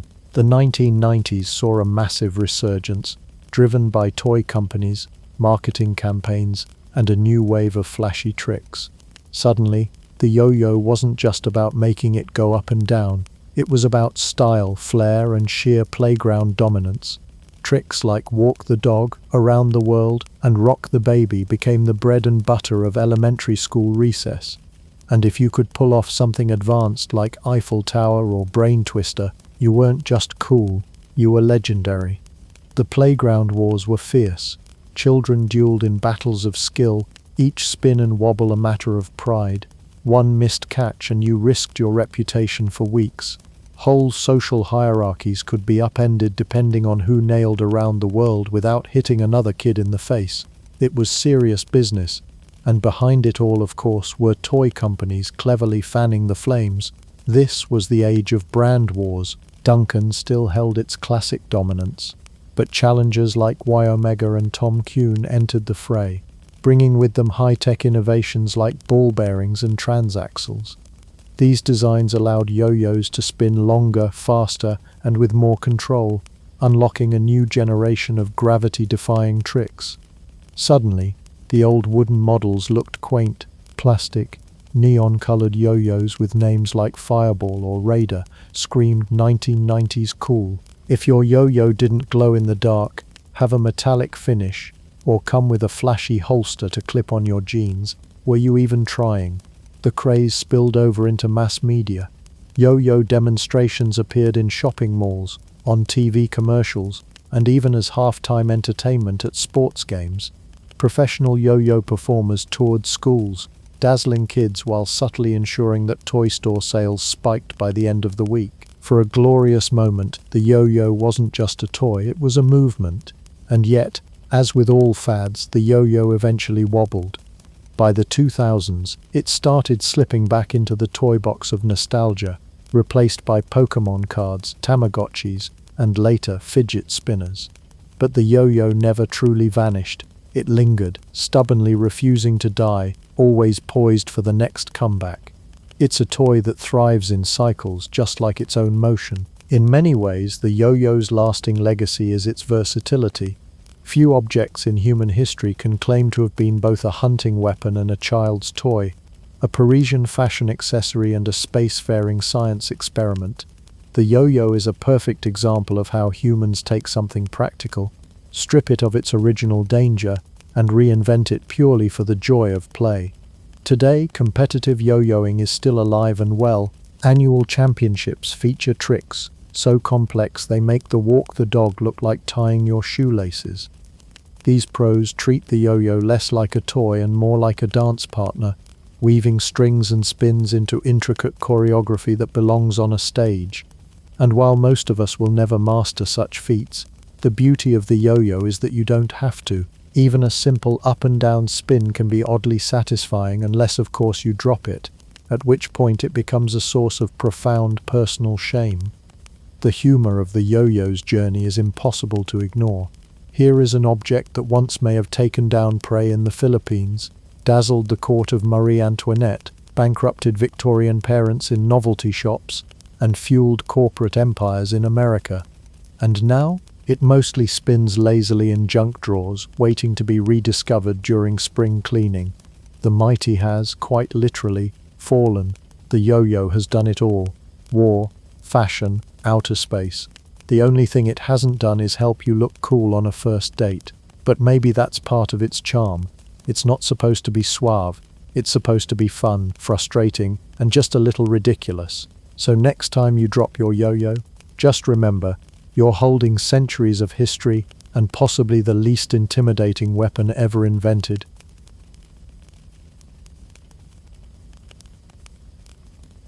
Herodotus was born around 484 BCE in the city of Halicarnassus, a Greek settlement on the coast of Asia Minor, modern-day Bodrum, Turkey.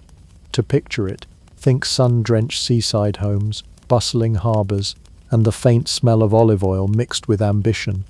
His city wasn't just a sleepy fishing village, it was a cultural crossroads where Greeks, Persians, and locals rubbed elbows, traded goods, and most importantly for our story, swapped gossip. And if there's one thing young Herodotus loved, it was gossip. Especially the kind that came with a good story about heroes, villains, or animals the size of houses.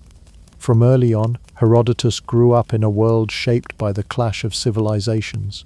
Persia was the regional superpower, flexing its military might across Anatolia and beyond. Meanwhile, the Greeks, scrappy, argumentative and occasionally united, were busy writing poetry, inventing democracy, and staging wars against one another when they weren't fending off Persians. For someone like Herodotus, it must have felt like living on the edge of a storm. He didn't just hear tales of battles, he saw the ripple effects of empire everywhere he went. But Herodotus wasn't content to just sit at home. He became what we'd now call a world traveler, except without comfy plane seats, GPS or TripAdvisor reviews to warn him that Egypt's pyramids are cool but the camel rides are overrated. Instead, he packed his sandals, maybe a cloak, and set off across the Mediterranean. According to later accounts, Herodotus traveled through Greece, Egypt, Persia, Babylon, Scythia, and possibly even as far as India. Imagine this: a curious Greek wandering foreign markets, listening to priests in Egyptian temples, squinting at Babylon's massive walls, and taking notes on everything from local customs to military tactics to how people ate their food. He was less like a general or philosopher, and more like that overly enthusiastic friend who comes back from vacation with 1,000 photos and insists on showing you all of them, whether you asked or not. Now, this wandering wasn't just for fun. Herodotus had a purpose. He wanted to understand the great conflict of his age, the Greco-Persian Wars. These wars, think Marathon, Thermopylae, and Salamis, weren't just battles, they were identity-defining moments for the Greeks. The tiny city-states of Greece somehow resisted the vast Persian Empire. It was the story of underdogs versus a giant, of freedom versus tyranny, or at least, that's how the Greeks liked to frame it. But here's the twist. Herodotus didn't just want to glorify Greece. He wanted to explain why the wars happened. Not just the battles but the causes, the cultures, the strange customs and the what were they thinking moments of everyone involved. In other words, he wasn't writing a victory speech, he was writing the world's first attempt at a comprehensive history. His masterpiece, known simply as the Histories, was basically the original everything you need to know guide about the ancient world, except instead of bullet points it was 9 volumes long. Of course his methods were, let's say, unconventional. He interviewed locals, listened to stories and often included every version of an event, even if they contradicted each other.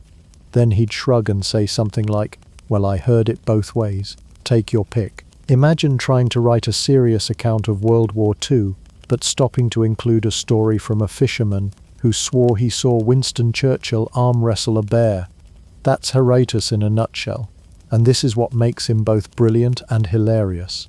On one hand, he preserved invaluable accounts of ancient peoples, wars and traditions that we'd otherwise know nothing about. On the other, he was not above sprinkling in tales of giant gold-digging ants in India or flying snakes in Arabia. His work was part fact, part folklore, and part "you're not going to believe what I just heard in the marketplace." Still, you can't overstate how revolutionary this was. Before Herodotus, most written records were either mythology, think Homer's epics, where gods interfere in every battle, or propaganda, kings carving their victories into stone and conveniently leaving out their losses. Herodotus wanted to know what really happened, or at least what people thought really happened. He wasn't content with Zeus hurling thunderbolts. He wanted causes, motives, and eyewitness reports, however messy they were. This is why Cicero, centuries later, called him the father of history. It was the first time someone tried to connect the dots between human actions, cultures, and consequences, instead of just chalking everything up to divine temper tantrums. But if you ask modern historians, he might also be called the father of exaggeration, because while his passion for storytelling made his histories unforgettable, his lack of, let's say, rigorous fact-checking leaves us scratching our heads. Did the Persians really bring millions of soldiers to Greece? Probably not. Were there really phoenixes nesting in Egypt? Doubtful. But Herodotus wrote it all down because for him every story mattered, and that's what makes him so enduring. He wasn't just a recorder of facts, he was a collector of human imagination. He gave us not only the skeleton of history but also its flesh, its color, its rumors, and its absurdities. His histories are as much anthropology as they are war reporting. So who was Herodotus? He was a curious, adventurous, slightly gullible but endlessly entertaining man who, armed with nothing more than curiosity and a knack for storytelling, decided to explain the world. Or, as you might put it, he was the guy who decided to explain a world war by interviewing locals, gathering rumors, and occasionally nodding along to someone who swore their cousin's uncle saw a talking dolphin. If history had a birthday cake, Herodotus would be the one awkwardly blowing out the candles. Why? Because he's known as the father of history, not because he wore a toga while lecturing teenagers about doing their homework, but because he was the first person we know of who sat down and said, "You know what the world really needs? A giant book explaining why wars happen, who fought in them, and which bizarre omens people saw along the way." The Greek word historia didn't originally mean boring school subject. It meant inquiry, asking questions, poking around, and digging for answers. Herodotus took this to heart. His histories wasn't just a list of kings and battles. It was him on a detective mission through the ancient Mediterranean. He wasn't interested only in what happened, he wanted to know why. Why did Persia, the superpower of the East, decide to march against a bunch of squabbling Greek city-states? Why did certain battles swing the way they did? Why did people think sacrificing a goat before breakfast would improve their chances of winning? These were the kinds of things that fascinated him. To get answers, he went out and asked questions. Lots of them. Picture Herodotus not in a library but wandering around like an ancient journalist with a wax tablet instead of a notepad. He'd stop by marketplaces, temples and taverns and ask people, "So what happened when Xerxes invaded?" The replies varied.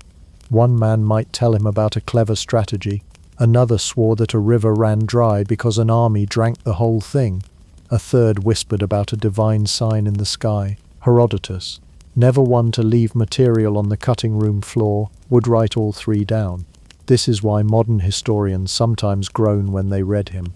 On the one hand, he's preserving priceless information about cultures, politics, and warfare. On the other, he can't resist reporting rumors, legends, and campfire stories. For example, when describing a battle, he'd often say something like, "Some say the Persians numbered 1,000,000 men, others say 300,000. Still others say the gods themselves fought in the ranks. I shall present all accounts and you may decide for yourself." That little quirk earned him another nickname, the Father of Lies. Not the most flattering title, but in fairness, Herodotus wasn't trying to scam anyone. He simply thought it was his duty to record every version of a story. In his mind, leaving out a wild tale just because it sounded improbable would be worse than including it. He trusted his readers to sort out fact from fiction, or at least enjoy the ride. Think of him as the world's first aggregator. Where today we scroll through Wikipedia or Google News, Herodotus built the same effect by collecting competing perspectives. His text feels a lot like reading footnotes, where the editor has given up trying to verify anything. This might have happened, then again maybe not. Ancient sources disagree. Moving on, yet despite the occasional tall tale, Herodotus's approach was revolutionary. Up to that point, most storytelling about wars and rulers leaned toward poetry, myth, or propaganda. Homer's Iliad, for example, gave us the Trojan War, but with a heavy dose of meddling gods and heroic speeches. The Persians and Egyptians had chronicles, but those were usually state-sponsored brag sheets. Herodotus, however, stepped outside the mold. He wasn't writing to glorify one king or to sing praises of divine intervention. He was genuinely curious about causes, choices, and consequences. Of course, his curiosity came with some stylistic flair. Herodotus never met a digression he didn't like. While explaining a battle, he might suddenly wander off into a long story about Egyptian embalming practices or Scythian horse sacrifices. Was it strictly relevant? Not really. Was it fascinating? Absolutely. If he had been alive today, he'd be that person at a dinner party who starts explaining a simple anecdote and somehow ends up describing the entire history of salt. But it was precisely this meandering curiosity that set him apart. His histories wasn't just about Greece and Persia. It was a sprawling, interconnected world tour where he introduced his readers to lands, cultures and customs they'd never have encountered otherwise. You could be reading about a naval battle one moment, and then, out of nowhere, get a description of Indian gold-digging ants the size of foxes. Whether you believed it or not was beside the point. The sheer act of recording it showed how wide Herodotus's net of inquiry really was. This approach meant that while later historians sneered at his gullibility, they couldn't deny his brilliance. By writing down not just what he believed, but what everyone else claimed, Herodotus preserved a cross-section of how people in the 5th century BCE understood the world. His work is less like a courtroom transcript and more like an enormous scrapbook of human belief, blending facts, half-truths, and outright legends into one narrative tapestry. And that's why we still call him the father of history.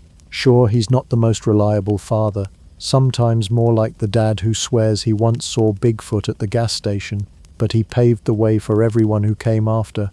Without Herodotus, we might not have Thucydides, Livy, Tacitus, or even modern historians debating obscure footnotes. Herodotus believed in balance. He'd give you 3 possible versions of an event, then shrug and say, "You decide." Basically the ancient version of Wikipedia footnotes, except with fewer edit wars and more giant ants. When Herodotus put stylus to papyrus, his grand project wasn't simply about wandering camels, giant gold-digging ants, or suspiciously chatty dolphins. His true centerpiece, the crown jewel of his life's work, was the story of a colossal showdown, the Greco-Persian Wars. Think of it as the ancient Mediterranean's equivalent of a blockbuster series. You had powerful empires, scrappy underdogs, and enough plot twists to keep even HBO jealous. And in the middle of it all, you had Herodotus as the narrator, carefully and sometimes not so carefully, weaving together tales of bravery, treachery, and the occasional divine intervention.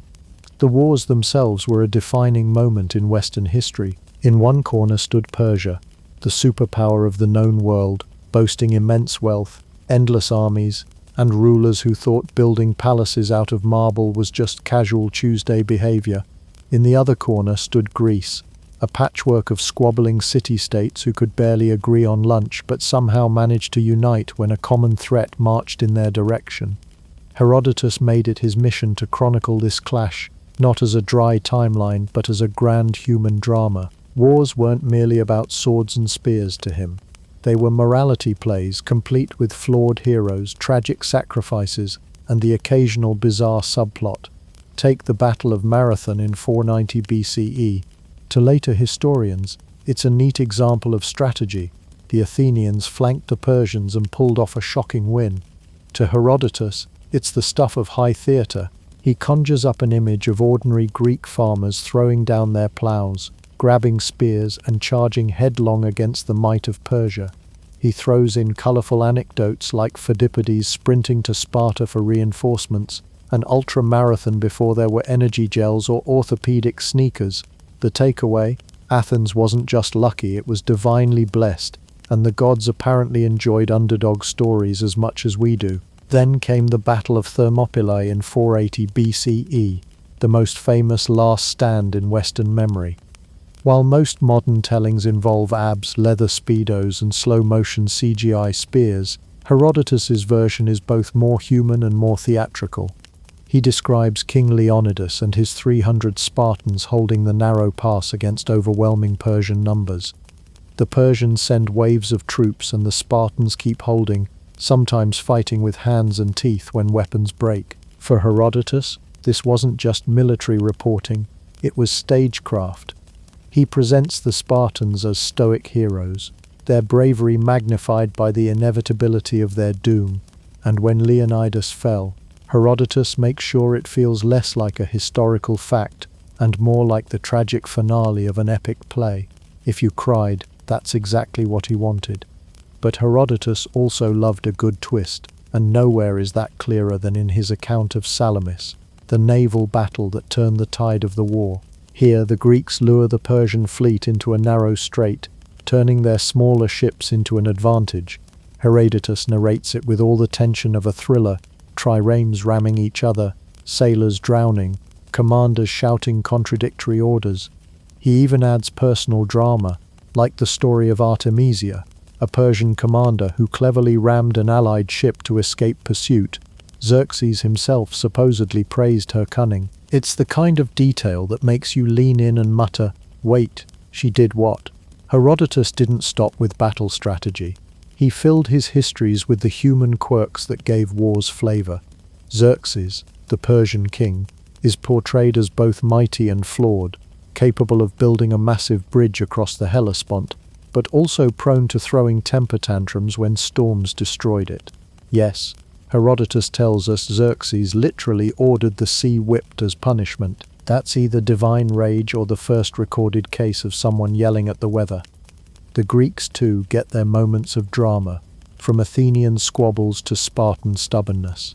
Each side is painted in such vivid strokes that you can almost see them squaring off under stage lights. Of course, modern historians sometimes roll their eyes at Herodotus's flair for embellishment. Did every soldier's dying words really sound like a perfectly polished tragedy? Probably not. Did Xerxes actually sit on a golden throne to watch the Battle of Salamis like it was a sports match? Maybe, maybe not. But Herodotus wasn't writing for graduate seminars. He wanted his audience to feel the battles, not just know about them.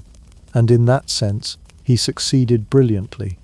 What makes his telling so compelling is his understanding that wars are not just fought with weapons, they're fought with stories. The Greeks needed to believe they were underdogs chosen by the gods, and the Persians needed to project overwhelming strength. Herodotus captures this dynamic, showing us that wars are won as much in the imagination as on the battlefield. So when you read Herodotus on the Greco-Persian Wars, don't expect cold facts. Expect epic theatre, with a narrator who knew how to keep his audience on the edge of their seats. For him, wars weren't dusty chronicles. They were living, breathing sagas filled with hubris, valor, and just enough drama to keep future historians debating what was real and what was Herodotus playing playwright. And let's be honest, if he'd lived today, he probably wouldn't be a dry academic at all. He'd be the head writer of a hit historical drama, gleefully adding dialogue to battle scenes and reminding us that in war, as in television, the show must go on. For Herodotus, wars weren't just military encounters, they were reality TV with better sandals. If you've ever wondered what happens when serious history takes a detour through the local tavern, look no further than Herodotus. His masterpiece, The Histories, isn't just filled with kings, armies, and geopolitics. Oh no, sprinkled throughout are accounts so bizarre that modern readers are left wondering if he was documenting reality or pitching ideas for a fantasy novel. To a Herodotus, no story was too strange, no rumor too unlikely, and no eyewitness too unreliable to make it into his pages. After all, what is history without a touch of spectacle? Let's start with perhaps his most famous tale, the giant gold-digging ants of India. According to Herodotus, deep in the deserts of the east, ants the size of foxes burrowed into the sands, and in doing so unearthed glittering grains of gold. Naturally, this discovery sparked a dangerous game of human versus ant, as daring adventurers would dash in, scoop up as much gold-laden sand as they could, and run for their lives before the enormous enraged insects chased them down. Now, did Herodotus himself ever see these ants? Absolutely not. Did he have someone swear on their grandmother's grave that they existed? Almost certainly. Was it true? Well, modern scholars suggest that he may have misunderstood reports about Himalayan marmots that dig burrows and coincidentally churn up soil containing gold dust. Marmots, ants, potato, potato. But if you had to choose which makes for a better story, let's face it, the fox-sized ants win every time. Then there are the flying snakes of Arabia, which sound suspiciously like something out of a medieval dragon bestiary rather than a history book. Herodotus claimed that every spring these serpents would rise from Arabia and swarm toward Egypt, where they were fought off by ibises, those elegant long-beaked birds still etched on Egyptian temple walls. To him, this was not an exaggeration but a natural observation, birds defending humanity against winged reptiles. Think of it as the original National Geographic special, except without cameras, just a Greek man scribbling down whatever the locals told him. Modern biology, of course, has no record of snake-bird dogfights. But that hasn't stopped enthusiasts from trying to explain it, with theories ranging from misidentified bats to swarms of locusts. Yet none of those explanations are as thrilling as the mental image of armies of snakes with flapping wings taking to the skies like a reptilian air force. Herodotus did not stop there. He gave his readers stories of headless men with faces growing out of their chests. These were supposedly found in far-off lands near Libya. Imagine being a Greek reader encountering this. You're already trying to picture elephants, pyramids, and exotic spices, and now you have to process people who talk out of their rib cages. It is, of course, entirely possible that this story arose from garbled travelers' tales about tribes who wore unusual headgear, or perhaps descriptions distorted through layers of translation and exaggeration, but Herodotus's genius was in not cutting such material out. He understood something about human curiosity. You might read about the Battle of Salamis once, but you'll never forget the chest-faced men. Why did he include such fantastical accounts? Was he gullible, mischievous, or simply pragmatic? To answer that, we need to think about Herodotus as both historian and entertainer. He wasn't writing for dusty libraries. He was reciting stories aloud to Greek audiences who loved a good yarn. A tale of tax collection methods in Persia might win polite nods, but a story about flying snakes, that gets you applause, gasps, and maybe a free round of wine. He openly admitted that he was passing along reports as he heard them. His job, as he saw it, was not to censor, but to collect. If a story sounded dubious, he might say, "This is what the locals told me, believe it or not." In this way, he acted less like a judge of truth and more like a curator of human imagination. It's also worth noting that Herodotus lived in a world without Google, microscopes, or the Discovery Channel. If someone in a faraway desert swore they saw fox-sized ants, who was going to prove them wrong? Most Greeks of his time had never left the Aegean. To them, the world was still half mystery, half myth. Herodotus bridged that gap by giving them a mixture of the plausible and the incredible, and in some ways he was honest about it. He never demanded that his readers believe the impossible. Instead, he dangled it before them with a wink, saying, "This is the world as people describe it. Do with it what you will." There's a deeper significance to these stories, though. They reveal a man fascinated by the diversity of the world. He wasn't content to simply chart battles and politics. He wanted to capture the full range of human experience, even when it bordered on the surreal. In doing so, he preserved not just facts, but the wonder and imagination of the cultures he encountered. Through Herodotus, we catch a glimpse of how ancient peoples envisioned the edges of their known world, not as barren deserts, but as realms of monsters, marvels, and mysteries. In short, Herodotus was the world's first travel blogger with a flair for the bizarre. He gave us not just history, but entertainment, the kind of storytelling that sticks in your head for centuries. Whether you laugh at the idea of flying snakes or marvel at the audacity of giant ants, the result is the same. You remember Herodotus, and maybe, just maybe, you start to see history not only as a list of events, but as a kaleidoscope of human imagination, tall tales included. Humor aside, perhaps Herodotus understood something we've forgotten. Sometimes the strangest stories tell us more about human culture than the factual ones. After all, we may never find the chest-faced men of Libya, but we've certainly found the enduring human need to believe in something bigger, stranger, and more exciting than ourselves. If Herodotus had a passport, it would have required an extra page extension by the time he was done. Unlike many ancient writers who were content to sit in a library and copy each other's scrolls, Herodotus was restless. He traveled, he listened, he asked questions that made locals raise their eyebrows and whisper, "Who is this nosy Greek?" His curiosity led him into the great kingdoms of Egypt and Persia, among others, where he recorded what he saw, or what he thought he saw. The result is a mixture of useful anthropology, keen observation, and the occasional "wait, did he just say that out loud?" Egypt fascinated Herodotus like no other place.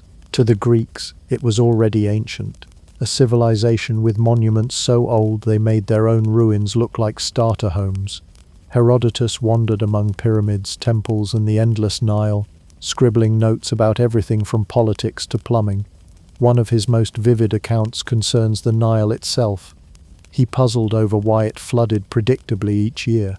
Egyptians, he reported, offered their own theories. Some blamed underground winds, others mysterious seasonal forces. Herodotus, in true style, didn't decide which explanation was right. He simply presented them like a waiter listing specials, then shrugged. You choose. But the real eyebrow raisers were his descriptions of Egyptian customs. He wrote about how Egyptians practiced circumcision, reversed Greek eating habits. They ate indoors, not outdoors, and had priests who shaved their entire bodies every other day. And of course he gave a blow-by-blow account of mummification. He described organs being scooped out, the body being filled with fragrant spices, and corpses being left to dry like strips of jerky. It's the kind of detail that makes you wonder whether Herodotus ever stopped to think, maybe I shouldn't bring this up at a symposium dinner party. Yet for all the oddities, he admired Egypt deeply. He noted how their priests kept extensive written records, something Greeks didn't bother with, and how Egyptians valued cleanliness, ritual, and order. He even praised Egyptian women for running the markets while men stayed at home weaving, an arrangement that would have scandalized many of his Greek readers. If Egypt was exotic, Persia was intimidating. This was the empire that had tried to conquer Greece, so naturally Herodotus gave it plenty of attention. But he didn't just write about battles, he also chronicled how Persian society functioned. He described the Persian postal system with a kind of awe. Couriers, he noted, would ride in relays covering enormous distances at remarkable speed. His famous line about these couriers, "Neither snow nor rain nor heat nor gloom of night stays these couriers from the swift completion of their appointed rounds," would centuries later be adopted as a motto by the United States Postal Service. Yes, your local mailman is in a sense a descendant of Persian imperial logistics. Herodotus also described Persian education. Boys, he said, were taught 3 things: how to ride a horse, how to shoot an arrow, and how to tell the truth. It was a society that valued strength and honesty, though whether all Persian politicians followed that last rule is another matter. He admired the grandeur of Persian kings but was also fascinated by their downfall, how hubris, extravagance, and overconfidence could bring even the greatest rulers to ruin. But Herodotus didn't stop at the big names. He had a taste for the obscure, and his histories include accounts of peoples most Greeks had never heard of. He told readers about the Scythians, nomadic horsemen of the steppes, whom he described as drinking the blood of their enemies and using scalps as napkins. He wrote of Ethiopians, whom he portrayed as extraordinarily tall, long-lived, and fond of boiled meat and milk. These accounts often blurred the line between ethnography and folklore. Were the Scythians truly that bloodthirsty, or did Herodotus just enjoy spicing up his travel notes? Either way, his descriptions painted a world far bigger and stranger than most Greeks imagined. Herodotus' foreign accounts were often criticized by later historians for being exaggerated, inaccurate, or just plain wrong. But that might be missing the point. His goal wasn't to provide modern-style accuracy. It was to capture the scope of human diversity and to preserve stories before they vanished. He wasn't shy about adding flair after all. What's a tale about Egypt without a dash of embalming fluid? In some ways, Herodotus was doing what travel bloggers do today, mixing personal observation, hearsay, and just enough sensationalism to keep the audience hooked. He wanted Greeks to imagine worlds beyond their own, to feel the vastness of human culture. The beauty of Herodotus's writing is that he didn't try to hide his fascination. He was like an eager tourist snapping photos of everything, even the things best left unrecorded. Reading his descriptions of Egypt and Persia, you can almost picture him tugging on someone's sleeve and whispering, "Did you know they wrap their dead like that? Isn't it wild?" And so Herodotus leaves us with not just a history of wars, but a mosaic of cultures, some carefully detailed, others fanciful, all told with the excitement of a man who never stopped asking questions. He gave his readers a world tour in an age when most people never traveled beyond their hometown. The downside? Sometimes his stories sound more like a collection of trivia than fact. But the upside? Thanks to him, we have glimpses, some clear, some foggy, of how the ancient Greeks imagined the wider world. Or to put it another way, Herodotus was the kind of guy who could ruin a perfectly nice dinner by bringing up embalming techniques, but you'd still invite him because no one told stories quite like he did. Every pioneer has their haters, and Herodotus was no exception. For someone who set out to document the wonders of the known world and the earth-shaking clash between Persia and Greece, you'd think he'd be hailed universally as a genius. But no, Herodotus managed to inspire both admiration and exasperation in equal measure. To some, he was the brilliant father of history. To others, he was that annoying relative at family gatherings who tells a story with 20 detours, half of which don't seem believable, but all of which are delivered with such flair you can't quite walk away. And no critic embodied this frustration better than Thucydides, the man who practically invented the serious historian archetype. If Herodotus was the adventurous storyteller, Thucydides was the no-nonsense war reporter. He lived through the Peloponnesian War between Athens and Sparta, and chronicled it with a sharp, unsentimental style. To Thucydides, the job of a historian wasn't to collect rumors about flying snakes or marvel at Egyptian embalming techniques. It was to analyze politics, power struggles, and cause and effect with the precision of a surgeon.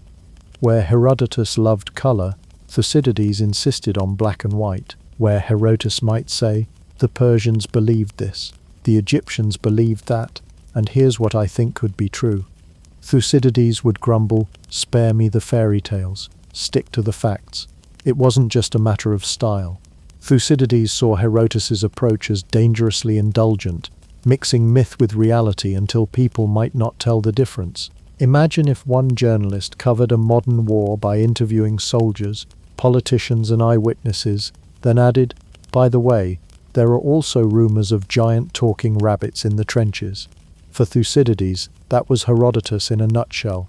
In fact, scholars often joke that Thucydides' history of the Peloponnesian War was basically the ancient world's first subtweet, a giant text aimed at Herodotus saying, "This is how you actually do history, you're welcome." Herodotus's critics were not limited to Thucydides. From antiquity to the Renaissance and beyond, skeptics often slapped him with the dubious title, the father of lies. They weren't just cranky about his flying snakes or gold-digging ants. They accused him of exaggerating numbers, misrepresenting cultures, and sometimes outright inventing details to make a story juicier. Take his habit of reporting multiple versions of the same event. To some readers, this was a charming demonstration of open-mindedness. To others, it was intellectual laziness. Why weigh the evidence carefully when you can simply shrug and say, here are 3 possibilities, you figure it out? To be fair, Herodotus never claimed divine insight or perfect accuracy. His very method, history meaning inquiry, was more about gathering accounts than verifying them in a modern scientific sense. But to generations of critics who wanted sharp edges and clear lines, his willingness to indulge gossip and rumor made him seem less like a historian and more like a fabulist in disguise. Yet here's the twist. Despite all the eye-rolling and accusations, Herodotus' work was wildly popular. While Thucydides' dry, unflinching prose earned respect, it was Herodotus who captured imaginations. His histories spread widely, read and reread for centuries, quoted by philosophers, rhetoricians, and later historians. Writers in the Hellenistic period leaned on his colorful depictions of foreign lands. Roman authors like Cicero praised his curiosity and breadth. Even when scholars doubted the truth of his stranger tales, they still admired the sweep of his narrative, the way he tied together geography, culture, and war into a single tapestry of the human experience. In fact, you could argue that later historians borrowed from both camps. They sought the factual rigor of Thucydides, but also the storytelling flair of Herodotus. Livy, Tacitus, Suetonius. All these Roman historians blended hard politics with a bit of drama, sometimes even scandal, proving that dry facts alone weren't enough to keep readers turning pages. Modern scholars often frame the evolution of history writing as having 2 parents, Herodotus and Thucydides. One gave the discipline its sense of wonder and breadth, the other its seriousness and rigor. Without Herodotus, history might never have been as engaging. Without Thucydides, it might never have been taken seriously. It's a bit like music. Herodotus was the improvisational jazz player, spinning out wild solos, while Thucydides was the stern composer, insisting on strict notation. The genre we now call history owes its richness to both styles coexisting, sometimes in harmony, sometimes in tension. The debate over Herodotus's reliability has never gone away. Renaissance humanists reread him with enthusiasm but also suspicion. Enlightenment thinkers sniffed at his reliance on superstition and hearsay, and yet, archaeologists in the modern era have often found surprising vindications of his claims. Inscriptions, ruins, and artifacts have confirmed that many of the people, places, and even customs he described weren't fanciful at all. They were real, maybe not the gold-digging ants, but plenty else. So was he truly the father of lies? Or was he simply a man ahead of his time, documenting the world as best as anyone could in an age without Google, telescopes, or carbon dating? In the end, Herodotus's critics may have misunderstood what made him special. He wasn't just cataloguing facts, he was preserving the way people understood their world, myths and all. If Thucydides wrote for posterity, Herodotus wrote for humanity, and judging by the fact that his histories are still read 2,500 years later, he might just have the last laugh. After all, it's one thing to be called the father of lies, it's another to be remembered at all. And Herodotus? He's still here, while most of his critics are dust, humorously put. Sure, Thucydides had no patience for flying snakes, but tell me, 2 millennia later, which story are you more likely to remember? The careful analysis of supply lines, or the flying snakes? Case closed.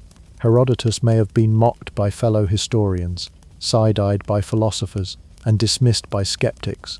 But the fact that we're still talking about him nearly 2.5 millennia later says something. The man left a mark. Without him, we might not have a clear sense of how the Greeks and Persians squared off, what Egyptians supposedly did with their cats, or just how far a good story could stretch before credibility finally snapped. So, why does Herodotus still matter? Let's dive in. When Herodotus sat down to write the histories around 430 BCE, he was doing something brand new, attempting to preserve not just events, but also the reasons behind them. He didn't want battles to be remembered as simple clashes of swords and spears. He wanted readers to know why people fought, what customs shaped them, and what beliefs drove their choices. His pages are packed with details about everyday life, how Persians raised their children, what Scythians drank at parties, spoiler, fermented mare's milk, and which Egyptian laws baffled Greek sensibilities. Even if some of it makes modern archaeologists wince, it's a priceless time capsule. Imagine if no one had written down these customs, entire cultures might be nothing but ruins without context. Herodotus understood that wars weren't just generals pushing armies around maps. Wars were made by humans, and humans were weird. Another reason he endures is his method. Herodotus loved options. Where others might give you a single official account, he'd present 3, then step back like a game show host saying, "Pick whichever truth sparkles most to you." Take his account of Craze, the wealthy king of Lydia. Herodotus tells us Craze consulted the oracle of Delphi before attacking Persia. The oracle predicted that if Craze crossed the river Halys, he would destroy a great empire. Craze assumed it meant Persia. Turns out, it was his own. Herodotus delights in telling the story from multiple angles. Craze the arrogant, Craze the unlucky, Craze the misunderstood. The moral? Interpret divine riddles carefully, or you'll end up as a cautionary tale in a bestseller. This habit of offering perspectives foreshadows modern historiography. Historians today constantly weigh sources, question bias, and compare narratives. Herodotus did it first, even if he occasionally snuck in a flying snake for flavor. Another gift from Herodotus was his obsession with causation. He wasn't content to say, "A war happened." He wanted to know why. What sparked it? Pride? Revenge? A misinterpreted prophecy? Or maybe just a king having a bad day? This made him more than a chronicler. He became an early theorist of human behavior. By linking events to motives, customs, and chance, he built a framework where history wasn't random but a web of consequences. Sure, he sometimes traced causation to divine punishment or fate, but even then, he was probing deeper than mere storytelling. In many ways, Herodotus gave humanity the first draft of a rulebook for understanding itself. Herodotus didn't just inspire historians, he influenced literature, anthropology, and even philosophy. Novelists admired his narrative drive, poets stole his imagery, anthropologists borrowed his curiosity about how cultures differ. If you've ever cracked open an ethnography that explains why one society eats bugs while another builds pyramids, you're seeing Herodotus's DNA at work. Even modern travel writers owe him a debt. His work often reads like the ultimate travel blog. Dear readers, today I visited Egypt. Here's how they embalm people. Don't try this at home. Meanwhile, anthropologists recognized in him a rare quality for his time, an attempt, however clumsy, at cultural relativism. He didn't always mock foreign customs.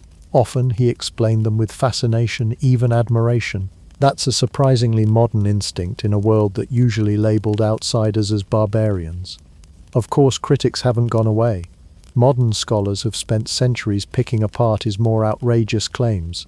Archaeology has proven some of his tales right, some wrong, and some, well, we're still waiting for evidence of those gold-digging ants. Yet even the skeptics admit, without him we'd be in the dark about much of the ancient Mediterranean. He may have mixed fact with fable, but he gave us something to work with, and his blend of earnest investigation and gleeful storytelling reminds us that history doesn't have to be dry.